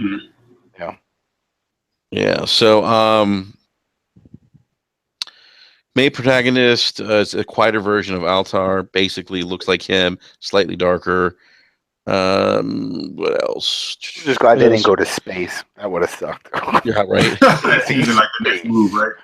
Yeah, exactly. I mean, that's what we saw. All of them started going to space. Call of Duty space. Everybody was like, "Oh my god." Let's see. Free running is the same as Syndicate and Unity. Although it adds some of the flair from Watch Dogs 2. So we talked earlier about the As long as they have fast travel. I mean, there's some games. Look at Mafia 3. No fast travel. Are you kidding me? I got to constantly drive around back and forth. That killed it for me. That's because it's old school. Yeah, it's In old the school. 60s, they didn't have fast travel in the 60s. Oh, there you go. They're old school in that way, too. I'm like, at first it was cool. The scenery is cool, but then it's like after a while, I'm like, I only got like a half an hour to play this shit. It's gonna take me 20 minutes to drive across the map. Yeah. Right. So this is gonna be a planned trilogy. It looks like Greece is gonna be the next location. Wait, location within that game, not another. Let's see. It says the main protagonist, Rome. Spider-Version of Altar, basically looks like him. Trilogy with him planned. That's true. Greece comes next, and he's in there. No idea about the third entry at all. So to me, Fastback said like Rome. That'd be interesting. Well, I guess there we is do Greece. So They had Rome in one of them. I did read something about. Yeah. Was it AC? It was one of the middle ones. It was the Enzio. Yeah. Revelations. Was it Revelations? Revelations. You went to Rome and did the whole Italy thing. Right. There will be no. What made those like probably I guess the most revered or the ones that people like the most is because there was that time in between. I think you had like a year initially between releases. You had like that year until they got to Brotherhood, and then it became like the annual. Yeah, they put more studios on it. Yeah, because I remember after 1, it became a huge hit, and we waited for a long time for 2 to come out. And 2 was awesome. Yeah, 2 was awesome, and then we had Brotherhood, and then I think Revelations, and then we had 3. 3 was the one they messed up on. That was a Native American one. Yeah, which had so much potential, but it was just I'm with you on that. But yeah, I think Syndicate definitely took the hit for what Unity was, which is like a travesty because Syndicate is really good. And nobody talks about Rogue, and that was the sequel to Black Flag. And I'm like, damn, that went to the old console. It came out at a bad time. Yeah, and it's like you would think they would at least try to port that over because I know a lot of people probably would have played if they knew more about it, but everybody was all hooked on the Xbox One and a PS4. Yeah, like, well, then I'm just gonna play Black Flag and. Yep. So it looks like they looked into Rome. That was a rumor. Yes, that's pretty much it. I mean, it's. You know what they could do? They could just change it all up and make a Doctor Who version.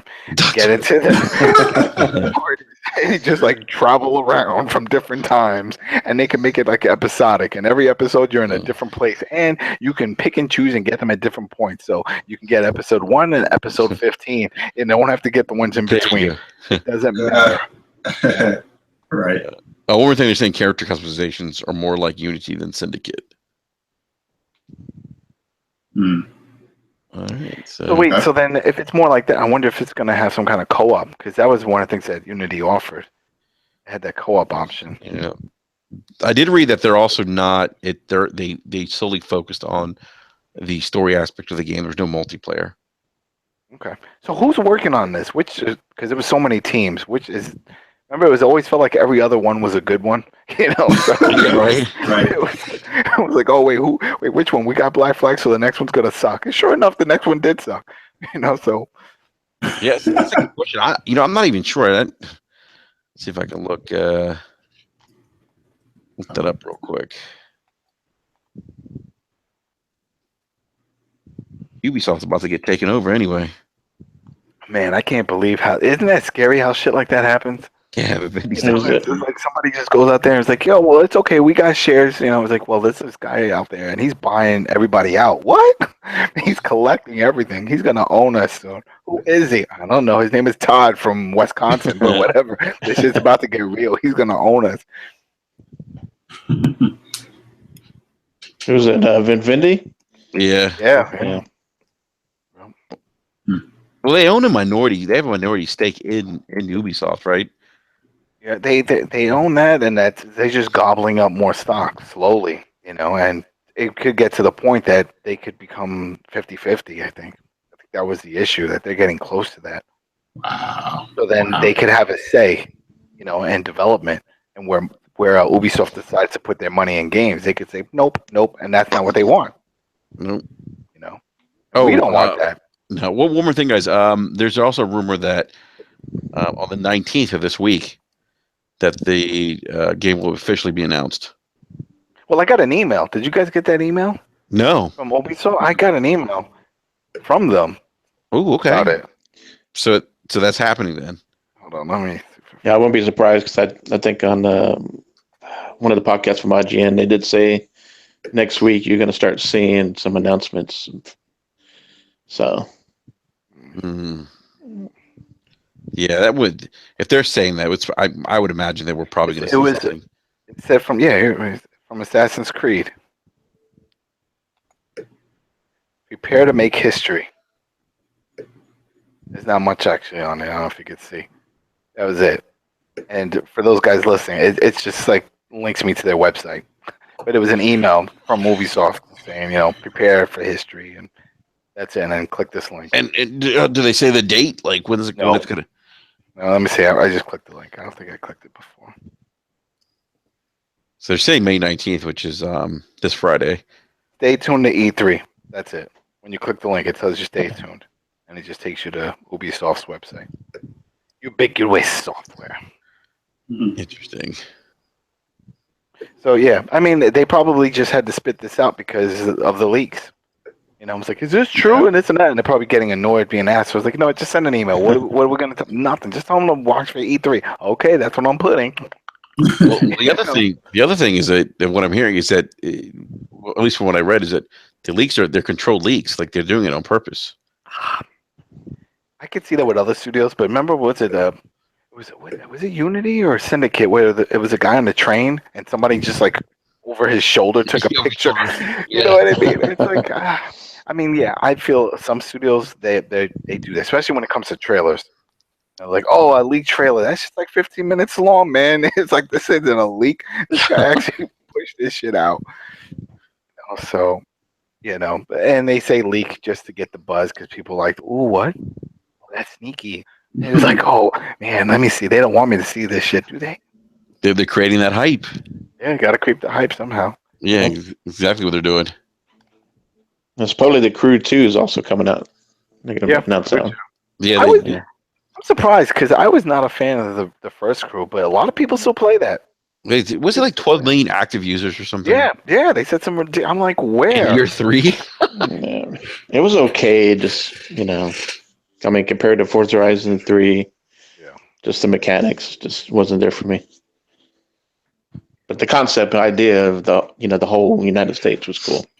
Mm-hmm. Well, like I was telling them fast back before you came out, something like Burnout Paradise. I'm still playing that. What I mean? I'm like, bring that back. such a good game. That shit. That was such a great. Yeah, it had so much in it, and it was fun. I love that smash mechanic. That game was a lot of fun. Come on, EA. They're just sitting on a gold mine of titles. I mean, they see it. Like I was saying, the servers are on. So they're seeing people on it, playing it. And the fact that they keep the servers on is like, well, they're still playing it. We'll keep them on. Well, then fucking port this over. Do something. You know what I mean? Repackage it. Yeah. Yeah, I guess they're more worried about Need for Speed, the bigger franchise. I still That's don't another one coming out. I still don't get that. That never did it for me. It was that and then the Rockstar. That's probably the only Rockstar one that I didn't like. Their version of Need for Speed. Oh, yeah, Midnight Club. Yeah. Midnight Club. I was not feeling that. I wasn't a big fan of Midnight Club either. Yeah, same here. Yeah, I tried them both in the beginning, but, after so many, it's like, okay. See, and then, well, that's my other thing that I was telling everybody because it was like, oh, like what you were saying with, the Switch and the sales, NPD and stuff on hardware. Yeah, it's going to be up there. But when it comes to just like sales with software, I don't think it's going to hold, especially if Red Dead comes out like they plan, which is supposed to come out early fall. That's going to kill it on all platforms. Hey, speaking of Red Dead, did you guys hear that rumor about the new Far Cry being set in the Wild West? Mm-hmm. What? I thought that was shot down. Well, was it shot down? No, I think they're still. Is it still out there? Out there that the main character is like a sheriff in the West. What? That's It's like a still. what? That game launches against Red Dead. It's done. Well, I mean, it would be a different type of game because it'd be an FPS. Most like an FPS shooter. I don't think it would be an open world. Mm-hmm. Mm-hmm. But I don't know, man. I'm a sucker for fucking those type of games too. Wild West and all that. Yeah, You like me those? too. You like I those like the time gun. period Yeah, pieces? yeah. I like period pieces. I like the gun. Gun was fun. You know. I enjoyed the gun, especially when that came out when Red Dead Revolver, which was horrible.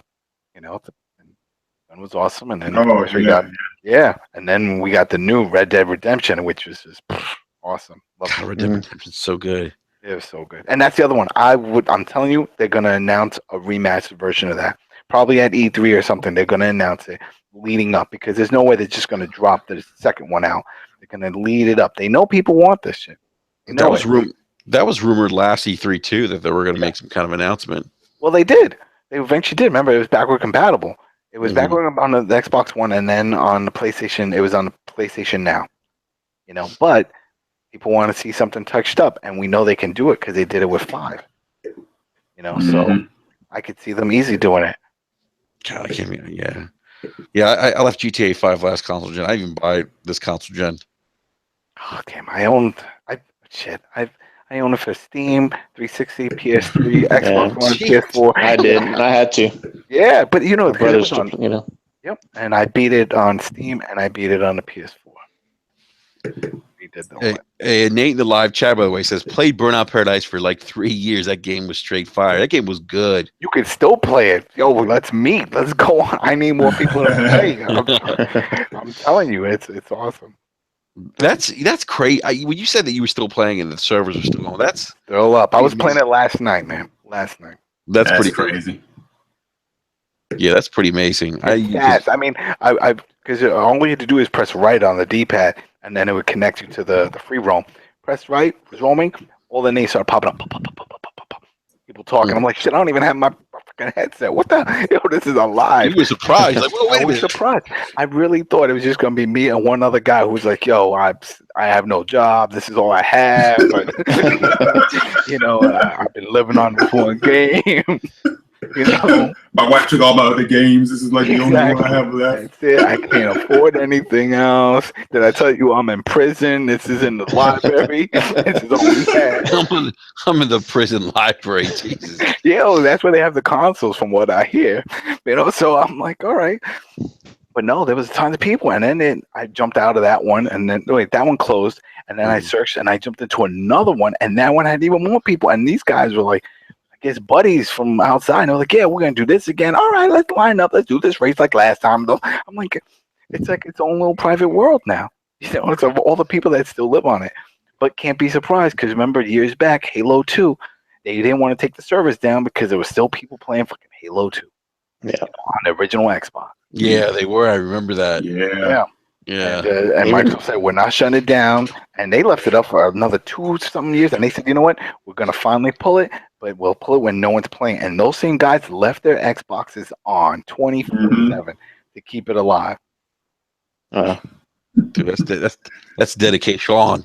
They were committed to the struggle, man. But then now, all right, see, now this opens up a whole other issue that I have. Because you got these games backward compatible or PlayStation Now, what have you, and they're bringing them in. Okay, that's great. But when you have a lot of these games that you're trying to resell and the online service is not on, then what are you doing? You're selling a half-ass game. Turn the server back on, and if you're going to go push it, for example, Skate 3. I love Skate. I love the games. Skate 3 came out, and the servers are damn off. You can't play online. I think there's certain modes that worked, but you couldn't do the full online experience. I'm like, why not just turn the server on? If you're going to agree to re-release this, turn it back on. Yeah, give us the complete package. Yeah, don't just. I mean, even with the Fight Night Champions, like that one I was just talking about, it's like they did another re-release. You can play it here, do this, do that. I was like, okay, can I fight online? Nope, that's off. All right, then how about you do something for us then and just have those trophies or achievements pop because I can never get them. And what if I wanted to get the 1000 or the platinum? Now I can't because this shit is incomplete because you shut the servers off. Whatever. Yeah, that's a great point though, man. It's like, I agree with that, but that's kind of for them, it's probably one of the situations where it's probably not advantageous for them to do that because it costs money. But at least, I mean, if you're going to re-release it, then that means that you think people are going to be interested in buying it. Hmm. So Yeah. put one server on and see what happens. If it fills up, then there's an interest. If it only has 15 people per day, then keep that one on there for a limited time. Put a little notice. Oh, by the way, this is only going to be up for 6 months. Yeah. Mhm. How much for one server? Exactly. No. Oh my goodness. Well, I know Modern gentlemen, Warfare 2 was on for a long time too. My brother kept playing it. what was? Modern Warfare 2. Oh, was it on for a long time? Yeah, my brother was playing it a couple years ago. I'm done with Still? Call of Duty. Yeah. It's done. I'm not even interested in a new one, really, to be honest with you. Nope. I love them. Yeah, same here. Love them. I didn't like this last one. I didn't like this one. Felt too. I don't know the space. Like I'm on some mission now where I'm just shooting ships. I feel like I'm in Star Wars. I'm like, this ain't Call of Duty. Bring on Darth Vader, damn it. Yeah, I'm And it flying ain't Star around Wars either. meteors and shit. I'm like, this is definitely not Call of Duty. Why am I doing that? Well, they're going back to boots on the ground. So Well, also, you and that boots on the ground. I hate that term, boots on the ground. Boots on the ground. I mean, really, what they should call this new version is like the remastered best of Call of Duty of the past, because it's their best scenes. Because they've done this before. The opening sequence of going to Normandy and doing the whole thing, the beach. That's all been done. They did that in Call of Duty. Well, he did it in Medal of Honor. Remember Medal of Honor? Yeah, Medal of Honor done it. I mean, a bunch of games have done it, and they're like, "Oh yeah, we're taking the bits and pieces from those other. We're not going to tell the whole story again. It's not going to be like Band of Brothers. I mean, Saving Private Ryan. We're doing our own little thing, but still, you've done this before, So it's a modified, remastered version of your old World War II Call of Duty games. Mm-hmm. Yeah, it's been over 10 years, so I'm sure there's a lot of people that all they know is the future Modern Warfare. They don't know that it was in Call of Duty. Probably didn't even know that they went to Vietnam at one point. But True. this will be a new experience for those guys. And if they even care, I mean, they're not going to have all the fancy weapons, and they're not going to be able to wall ride, and they're not going to have a regenerating shield. They're going to have to actually find a med kit. And people are going to be like, no drones? What? Right? No drones? I got to actually run out there and see what? What? What is this madness? This is incomplete. I can't play a game like this. What do you mean, no jetpack? No wall running? What is this? Yeah. People are going to lose their minds, except for us, because we came from an era where you couldn't even run. Yeah, that was it. That wasn't even an option. You go back to play like Master Chief Collection and stuff. You just see it's like you literally just like be going through a museum and just seeing the progression of things. I remember playing Master Chief Collection and playing Halo 2. I was like, man, this shit's slow. Yeah. And you're looking for the run button. Yeah. And always getting lost. The map didn't work right. I'm like, well, where do I go? Yeah. I'm like, why like my Spartan moving so? What is going on? He's moving slow. Yeah. Yeah. It was just a sign. That's how it was back then. Yeah. I mean, it doesn't kill the enjoyment because it is like going down a nostalgia lane or whatever. But there are habits that we have now that don't exist in those games. From a speed aspect, That's interesting. I wonder how people are going to how that game's going to be received, considering that it's taking a lot of things away that people have been used to. If it has multiplayer, then that's all that matters. If they do claim the multiplayer, because remember that's one of those weird anomaly franchises where it's always in the top 10, people always buying it, but when you look at like the numbers, everyone's on multiplayer. Very few people actually play the campaign, even though they go all out with the campaign, getting big name actors and doing a whole Michael Bay. I love the campaign. When I get a Call of Duty, the first thing I do is I play the campaign. I run through that experience. Then I'll jump on multiplayer with the guys and stuff and shoot people in the face. But it's the campaign for me. But there's a lot of people, man. If you look at their game score and you look at and that's another reason why it's good to have that type of system. Because if you see that they only have the first mission complete and the second one is still blank, but you see them on there all the time playing. They're in multiplayer. And that's it. They live on multiplayer. You play with their buddies. They build their rankings. They get their prestige up. They love it. And then that's it. That's why I didn't understand. And I see what happened with Respawn because they saw the numbers. It made sense. First Titanfall, let's do all multiplayer. We already know this is what people want. They don't really care too much. It's how bad could it be? People flipped out. You know, they bought it because it was like a launch title, awesome game, but still, people still bitched. You know, so they're like, all right, fine, we'll bring a story and the whole thing. But we've seen it with Evolve. Same thing. That story Evolve was good too, by the way. Yeah, story was good. I loved it. That Titanfall 2, one of the best games of the year. Love that game. You know, didn't like that damn achievement trophy run at the beginning where you have to try to beat the score. Couldn't do it. You know, hate it. But besides that, I mean, they could have. It's that whole thing of the multiplayer again that it brings up. It's like, is it needed? Well, in some franchises, it is because that's all that people care about. You know, so if that's what they want, but don't squeeze it in like when they did with AC and other games that don't need it, Tomb Raider and shit, and then even Uncharted 4, it's got this whole. I don't know anybody that's playing that freaking multiplayer version. No one cares about that. You know, is it just their way to try to give it more life and then try to make some extra money with microtransactions? Oh, you need the boost for more XP, and you need that, but it's not needed. And most of the time, those are done by third-party studios. You know, so they're attachments. Yeah, they all do it. You know, Doom did it. You know, a lot of studios do it where they just like, all right, you make the multiplayer, we attach it on and do that whole thing. But yeah, well, that was like, you know, the studio that did the last Mass Effect, this one that just came out, Andromeda. They did the multiplayer for Mass Effect 3. Yeah, but then even that, they had to outsource like the face recognition. Remember the face design and everything? That went to another studio, and then one of the devs came out because he was getting pissed that people were hitting him up on Twitter saying he fucked up. And he was like, yo, we had no choice. EA told us to cut the budget, so we had to outsource it. You know what I mean? So it's like, and that's the other shit that I don't get when EA was like, yeah, it underperformed. When you have something big, like a big IP like this, you have to throw money at it. That's like if Activision decides to just, you know, we're going to cut the budget and see what we can do with this Call of Duty. Let's see if we can fool people. You're not going to fool people. You know what I mean? People want to jump in. They want a certain experience that they're expecting. And if you take that away, they will call you out on that shit. And people were calling out Mass Effect before it even launched. When they saw screenshots, they were like, yo, that you better fix that. Yeah. You know, and they didn't fix it. You know, You better fix it, yeah. Yeah, and I think they knew. Because think of the gap that it took before we actually saw any gameplay. It didn't all start sprinkling out until like before it launched. They knew. Yeah, that was kind of concerning. Yeah, I was like, a title that big, a franchise that big, we're not getting a lot of footage. It's like, it's like, wait a minute, what's going on? I think some other media outlets had thought that, or even commented on that, they thought the game was in trouble.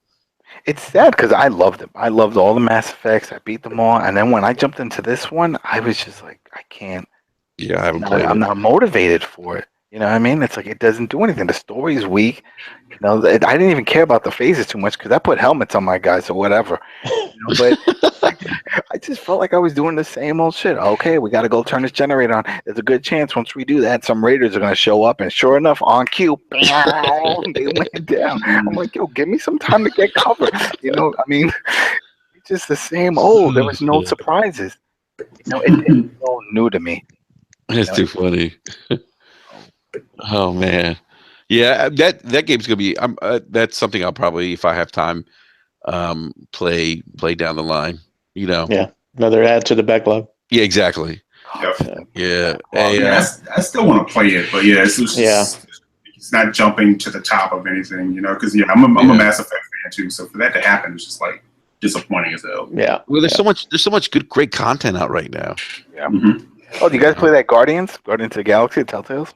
No, I haven't played it. It was good. It's good. It's different. There's different mechanics on that one too. Oh yeah. Yeah, and you could fly. Yeah, I usually wait until like all episodes are done on the Telltale stuff, I should and do then that. I grab them all and kind of just run through it all in one. I see it like sort of like a comic. You know, it's like, all right, now I play this one. Now I'm motivated. I want to know what happens in the next one. Right.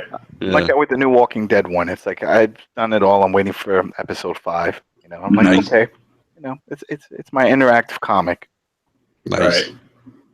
Speaking of interactive games, or entertainment, TV entertainment, um, looks like Witcher 3 or The Witcher is going to be getting a series on Netflix.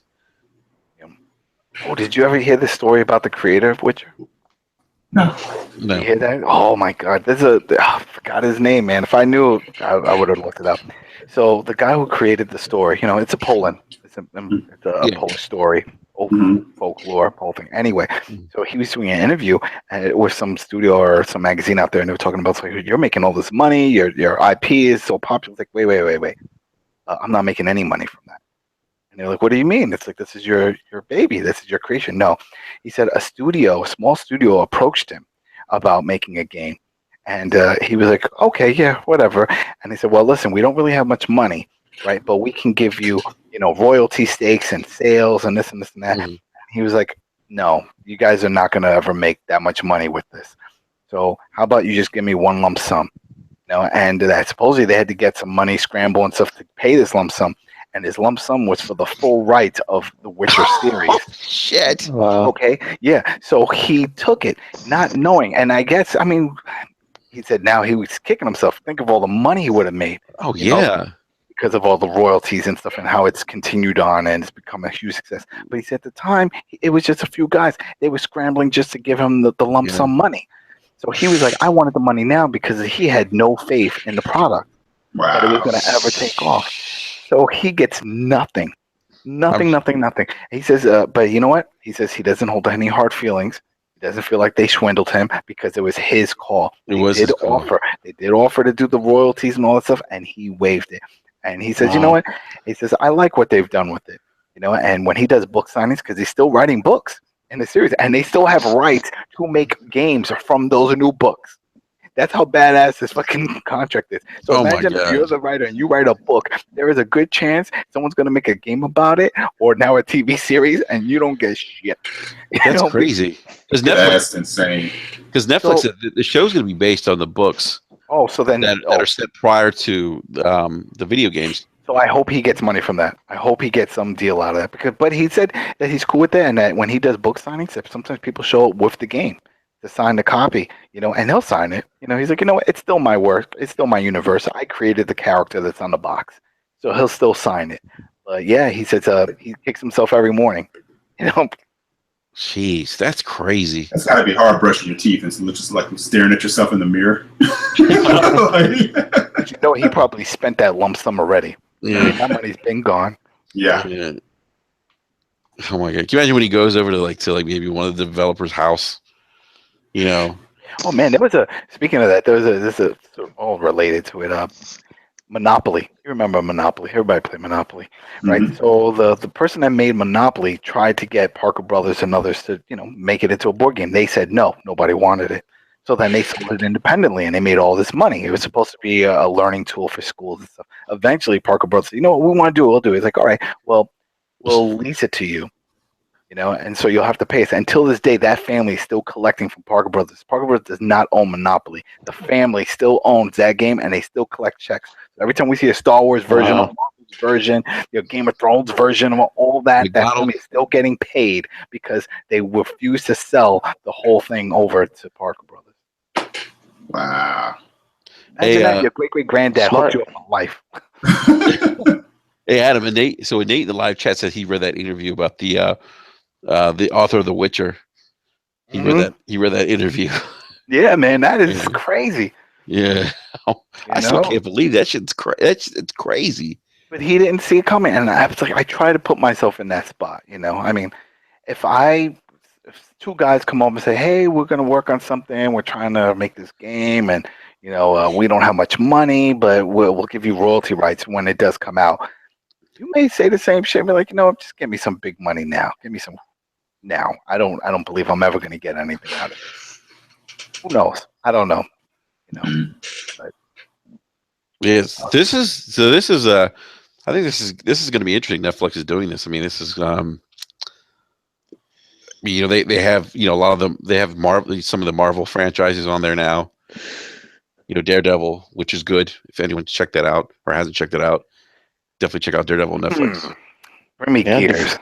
Defenders is coming. I'm sorry. Would you say Fastback? The Defenders. They've done Daredevil, Jessica Jones, Luke Cage, Jessica Jones was good. Iron Fist. So now they're teaming up. Those guys are teaming up to do a new series called The Defenders. Mhm. Yeah, so it looks pretty good. Netflix is blowing up. Yeah, man. Yeah, they're blowing up. It's all about their, making original content. But this brings up other questions, and it's like, I mean, I don't know if you guys know about this, but Ubisoft is making a Division movie. I didn't know that. Yeah, they're doing a Division movie, and I'm like, man, that would be a perfect series, like a TV show. That would be great for Netflix. Mhm. Something like that, where it's during that time and something's going on, and there's a group of Mhm. survivors and all that shit. I mean, there's a bunch of them. I'm sure if this works with The Witcher, I'm sure they're gonna look at other IPs to bring into that world. Other no games doubt. that we TV series. It's a great point, Adam, because The Witcher 3 has this lore behind it, and if you're right, that's successful. There's other big franchises they could do that with. Yeah, Yeah. Wow. Work. that'd be And cool. I've seen Uncharted, that's what- maybe a Gears. Yeah, and it'll be better Even than in doing Halo. a bullshit movie. Well, that that's they're just what gonna Microsoft fuck wanted up. to do. Yeah, Yeah, because I think that's where the movie side of things fail. Is like you have more time with shows to flesh it out. Yep. Mhm. And give the characters like their due and the time needed. The care needed. And then on Netflix, it can get gritty. Yeah, Exactly. you can. Exactly. Can you imagine like a Splinter Cell TV show? Mm. Sam Yeah. Fisher? I feel like we had something like that. Yeah. It's like, isn't the new 24 sort of Yeah, like? it's like something like that. There you go. Yeah, but that's right. That's actually an interesting point because again, they have the Marvel stuff, comic books, and now they're getting into video games. Yeah. This could be big for them. And now they have that whole system with the thumbs up, so that way you can vote on it. And I think they're doing that because they want to know what people think. Well, you do like this? You didn't just click it and watch it and stop watching it. You actually do like this. You do like this. You want this. You want this kind of content. Yeah. Yeah. All right. So then we'll keep bringing it, and I think that'll be it. Because I'm sure there's a bunch of studios. I think of old games that could probably come back, even in an animated form. What if we brought back Mega Man and Mega Man had his own series again? I don't know. Yep. Interesting. All right, gentlemen, we're going to call it a wrap tonight. Adam, man, thank you for coming on, man. I really appreciate it. Thank you. It's fun. Cool. Yeah, definitely great talking man, thanks for coming on.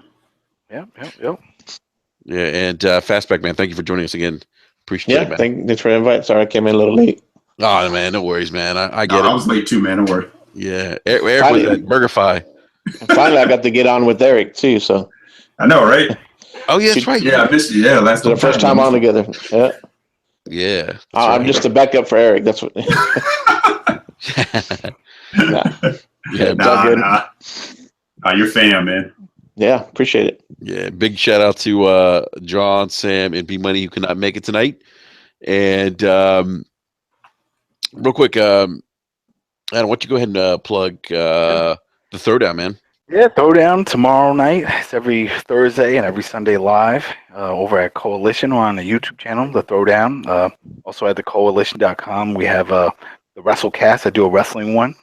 That's another one, and we'll drop another one, I think, on Friday and leading up to the next pay-per-view. So, yeah, that's what I'm doing.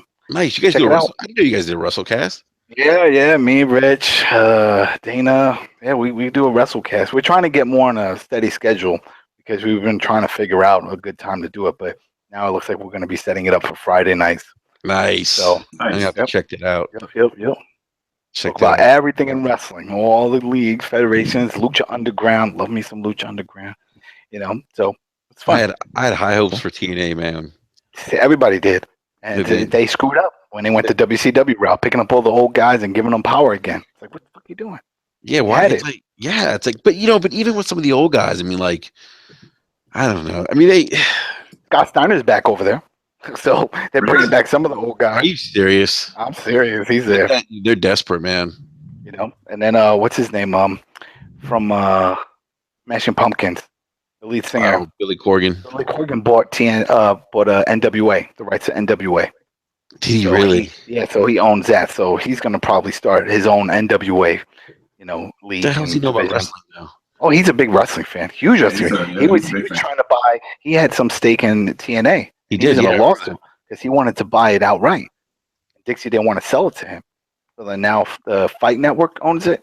Yeah. Owl or something, they own it, and then the Hardys left, and it's all kinds of crazy. Well, once the Hardys left, I was like, it's a sinking ship at that point. Yeah, I mean the whole broken gimmick is so crazy. Yeah. You ever see any of those things? The deletion, final deletion. Either one where you talking about the Hardys? Where they look crazy. Yeah, like it's Yeah, it's from like an old movie or something, Yeah, and the thing in the house. Yep. Yeah, I could go on and on about wrestling. I just So you should come on one day. yeah, Bring you know, you man, on. yeah, definitely, man. I'd love to come on, man. Yeah. I don't know about like I don't follow it like I used to. Like I don't know about like a lot of like the independent scene. Yeah. You know. Well, you have Netflix. You have Netflix, right? We were just talking about that. Netflix. Yeah. Watch Lucha Underground. Lucha Is it Underground good? season 1 and 2 is on there. Yes. And you're going to see some craziness. And that's it. Would you see that? That's all you really need to know. Because so many of the big indie guys are walking through Lucha Underground. Pentagon Jr., Phoenix, and Prince Puma. There's a lot of big names. And these are guys that are moving up. And some of them are even showing up in WWE. Wow. Good. Yeah, I gotta check that out. I do watch like New Japan. New Japan is good. Yeah. The thing with Lucha, they kill people off in Lucha. People die. There's demons. They suck your soul out. They go all. It's a show. It's a real show. It's so nuts. It's like a movie, man. Yeah. It's Robert Rodriguez started. So this was his baby. Oh, is that Robert? He started it. Because he's one of the backers of this because it was on it the makes LA sense when you Network. said like the whole sucking of souls thing. You Robert Rodriguez, but it makes sense now. The name of where they fight in is called the Temple. And it has the temple feel. It's like a big warehouse, but it has that feel that reminds you of almost of a Dust Till Dawn. Dust Till Dawn, yeah. Yeah. Oh my gosh, that's crazy. Really crazy. This is like Lucha's version of ECW. Yeah, and that's it. I mean, it's crazy. It's crazy. But yeah, it's on it. Watch it, whenever you're bored. They're an hour-long episodes. The way it's filmed, everything is like a movie. Backstage stuff is all like a movie. It's not like interviews that you see in WWE and stuff. A lot of special effects and stuff. So when there's one girl who does like not really a kiss of death, she licks your face and then like you decrepit and your soul flies out, and then she gives it to her guy, Mel Mortis, and he takes it and he's like, it's so crazy. Wow. Oh really my good. god, That's good.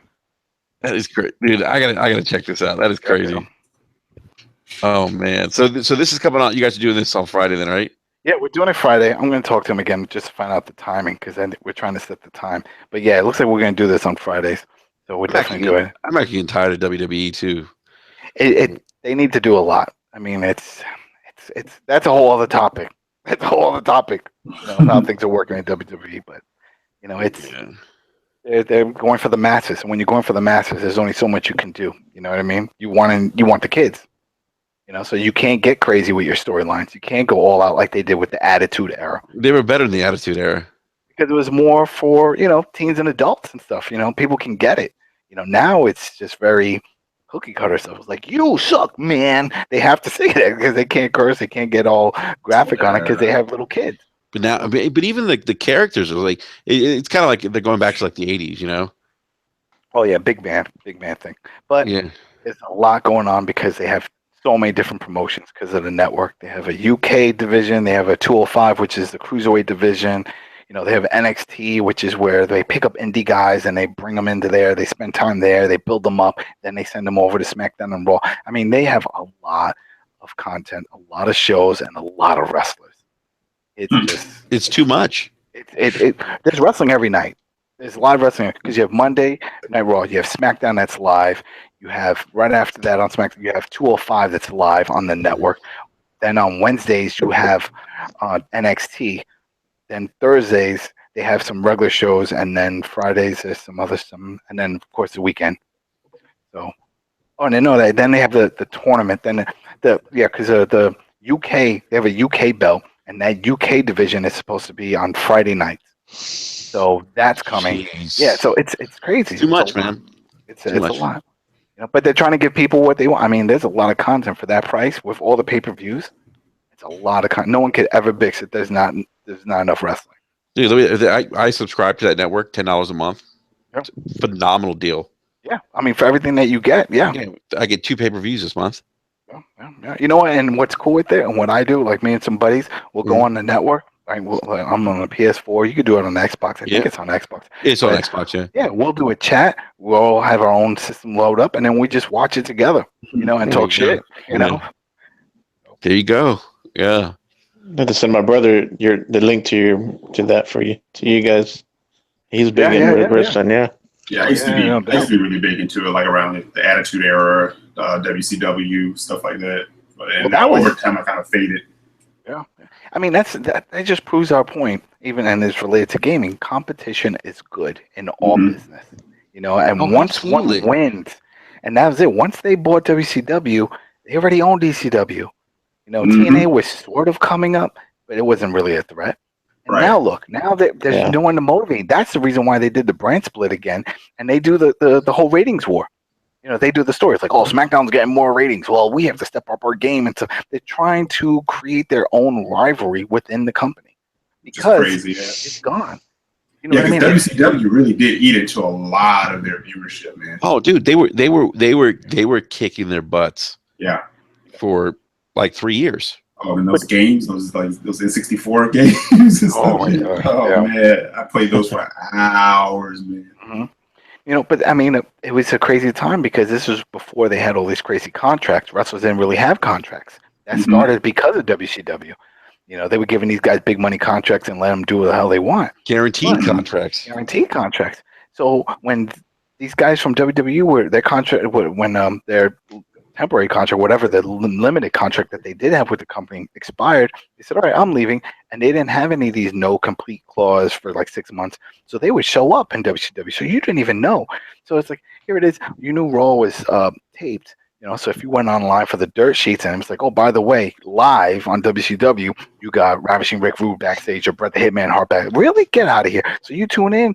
And sure enough, these guys were coming out live. Meanwhile, on Raw, it's taped. You don't know any of this is happening. Rick Rude was on Raw and showed up at WCW. Exactly. It was the same day. You know what I mean? It's like, you know, I always remember when Eric Bischoff was just calling out shit when he was like, oh, by the way, no need to tune into Raw because here's who won. Cactus Jack wins the title. No one cares about that. I mean, he was just spoiling everything. Yeah. Now you know everybody who won and lost. All right, now watch the live action here. Yeah. And you're right. Competition. I mean, that's needed. You need it. So you need it. And when people and that business needs it bad right now because it's gotten stale. It's gotten really stale for me. It almost feels very generic.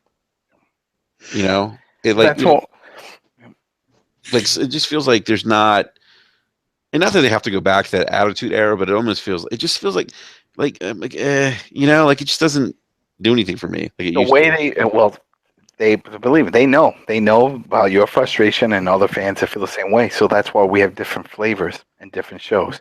You want something a little more crazy, fast paced, more of that crazy action, you go to NXT. NXT, they're doing all the craziness, crazy flips, storylines, all this crazy stuff is going on.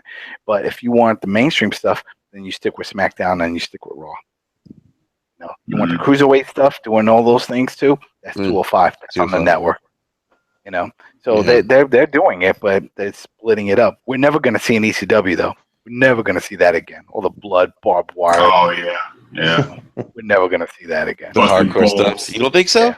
Busting bulbs over people's heads. No, the next pay-per-view for Raw is called Extreme Rules. There's no weapons in it. There's no blood. They don't do any of that stuff. They'll have cage matches and Hell in the Sun. Also, no one bleeds. That was the whole point of it. If not, then it doesn't matter. You know what I mean? No one even shows welts. So what's the point? What's the difference? Right. You know, it's. I mean, Cactus Jack being thrown like head first onto like thumbtacks. Yeah, you're not getting that anymore. No one's taking big bumps anymore. Not like that, you know. And then I mean, I get it. I don't want them to get hurt. You know, you don't want them to get hurt because I mean, a lot of guys are getting hurt. Yeah, no concussions. I mean, these guys are getting hurt on their own right now. A lot of the big name guys that they have now are just getting hurt, pulled, you know, shoulder muscles or tearing muscles, or one of the Braun Strowman's, one of their new big guys, he has some bone chips or something in his elbow. He's out 6 months. Yeah, you got 6 months. Well, that supposedly that's a gimmick. He's not out 6 months. It's actually a few weeks, but they're going to try to play the Mr. Strongman came back. That type of thing. Yeah. So it's not as serious. But that's what they do. But whatever. I mean, we had Finn Balor, another one. He hurt his shoulder, had to get shoulder surgery. They're getting hurt on their own without having to take the big bumps. Mm. Yeah, I miss the big bumps. Yeah, big bumps. I mean, seriously. I miss the attitude ECW. The ECW stuff was a little over the top at times. A lot of times, it was a little bit over the top. You could see big bumps on NXT. You could see big bumps, New Japan. Like you mentioned, you've probably seen that. A lot of big bumps. Bullet Club. Bullet Club, Kenny Omega, Ring of Honor. Ring of Honor does a lot of big bumps. Yeah. I like That's Bullet another Club. one. That's another one that's in talks with WWE about WWE. Right, so WWE is trying to buy all the smaller ones on, so that way they can put them on the network, right? And this is not even a rumor. Like PWG, a few other ones, they already came out and said, yeah, no, they approached us about this. If we were willing to work, not so much to buy them out, but just to buy their catalog. It's like, hey, how about we just carry your stuff? You know what I mean? Yeah, do what you do, but your back catalog is on network. Well, I mean, it makes sense though. I mean, from if you look at it from the network as an application, and have access to that content to kind of be almost like a Netflix in a kind of way. Yeah, exactly. But for wrestling, the thing with that, it's not called the Wrestling Network; it's called the WWE Network. And so you're basically telling these small promotions to bow down, to show that you're never going to come up to our level. Know it. So just deal with it and know your role. You got to believe there's someone that will at some point. I mean, history says that some point that would happen. But yeah. So Brad just turned into the wrestling podcast. WWE Brad. Yeah, there we go. Yeah, but we'll go ahead and wrap it up, gentlemen. Thank you again for tonight for sitting down and just shooting the shit and talking. Always. No doubt. Yeah, and Adam, man, thank you again, man. Yeah, thank you. It was fun. It was cool. Yeah, I would definitely love coming on the wrestling podcast, by the way. Yeah, I'm going to talk to Rich make sure what day we're having, and then I'm sure we'll get you on. If we're definitely doing Friday, I think we'll be able to pull it off. Yeah, let me know, man. And so we'll be back on again next Wednesday, same time, 9 p.m. Eastern Standard Time. And big shout out to everyone in the live chat that stopped by and hung out with us for a little bit. As always, very positive live chat. We love that. We don't have any of that fanboy nonsense, which is nice. So there's no need for that. Did you hear about that movie? Some fanboys are making a fanboy movie about Xbox and PlayStation. No. Yeah, I'll send you the link. I mean, if anybody out there, go look it up. It's a fanboy movie that they're making to just put more fuel to the fire. Wait, is this like a documentary or is this like a? Yeah, they're trying to make a whole movie about it, like explaining it, like trying to do their own version of Console Wars, like the Nintendo and Sega, but with Microsoft and Xbox. Yeah. Wow. I zero fact checking, zero. I'll say this: if you get emotionally disturbed over plastic, you need to reevaluate certain things in your life. Because gaming isn't about getting emotionally upset over plastic. It's not. No. It's about fun. It's about. It's funny though because they were like, "Oh, this is something new." I was like, "You know what? Not really." I mean, back in the day, this was still an issue, but we didn't have the medium that we have now, like the internet, to voice our opinions and bitch about it. It was just about your local community, who you knew. You went to school. Oh, I've been playing my Super Nintendo. I got a Genesis. All right, you know what I mean? Right. Yeah. Now people hang out in forums, and then you could reach it, and then you could go anonymous, like I fucking hate all you motherfuckers. Right. I'm like, oh man, who the hell is this guy? Yeah. It's like, it's always been there. I mean, but it's good. I mean, like we said, competition's good. We need all these systems to be here. We need Nintendo. Absolutely. We need Microsoft. The last thing we want is to see one of these go out, because then one will dominate, and they can do whatever the fuck they want.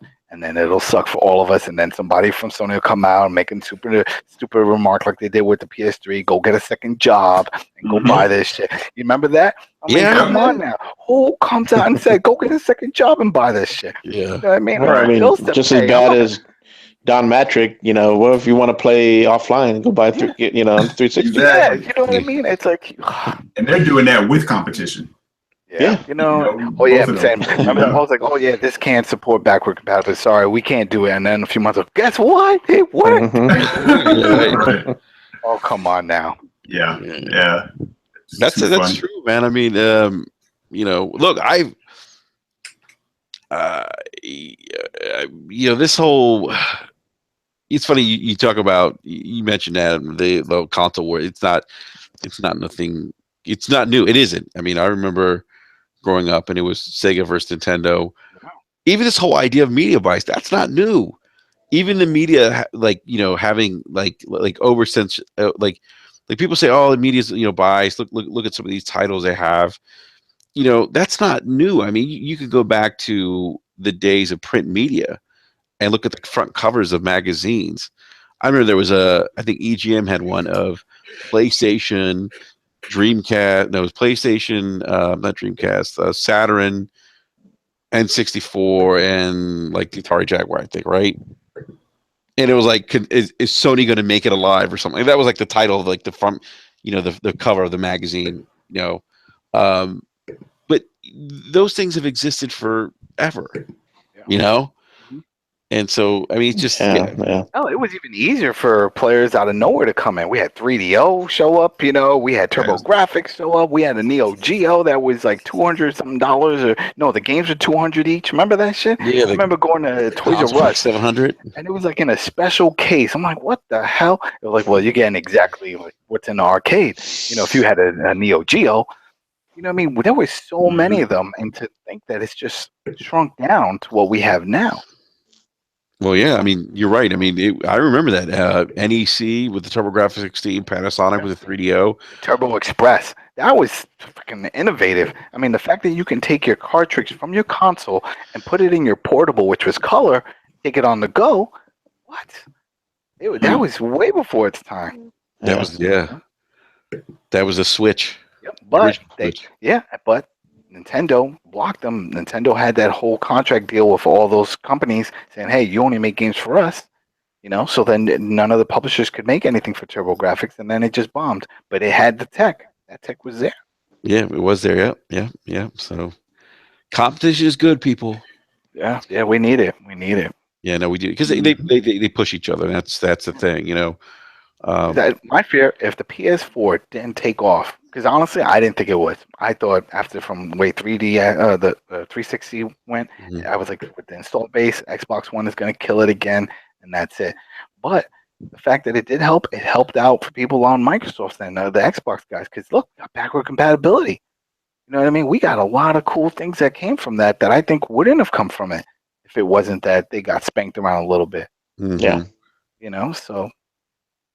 Yeah, that's true, man. That's true. So, all right. On that note, we're gonna go ahead and wrap up, gentlemen. Thank you again, and remember, we'll be back live next Wednesday. Yep. Oh, quick, real quick. For anybody out there, if they're listening, Burnout Paradise, PS3. If you're playing it and you still want to play it, hit me up. It's Adam5, the number 5, BORO. Right? I'm on there. I'm playing. Send me a friend request. Just say Paradise or something in the chat. That way I know, and then I'll hit you up and we can play. Nice. All right. Awesome, man. Well, Adam and Fastback, thank you again. Eric, as always, man, a pleasure. And we'll see you guys next week. And hey, real quick, just want to say thank you for all the new subscribers that we've had recently. We're almost at 500 subs. So if you're listening to the show, if you haven't subbed yet, give us a thumbs up, sub, and tell your friends about us. We're trying to, grow this thing out. Hopefully get some more industry guests on. We had David Jaffe on. That's coming up that was almost a year ago, Eric. Can you believe that? Wow. Yeah. Because I think we had him on in August of last year. Yeah. So, but give us a like and sub. And other than that, we'll catch you guys next Wednesday. Peace. Keep it easy. Later.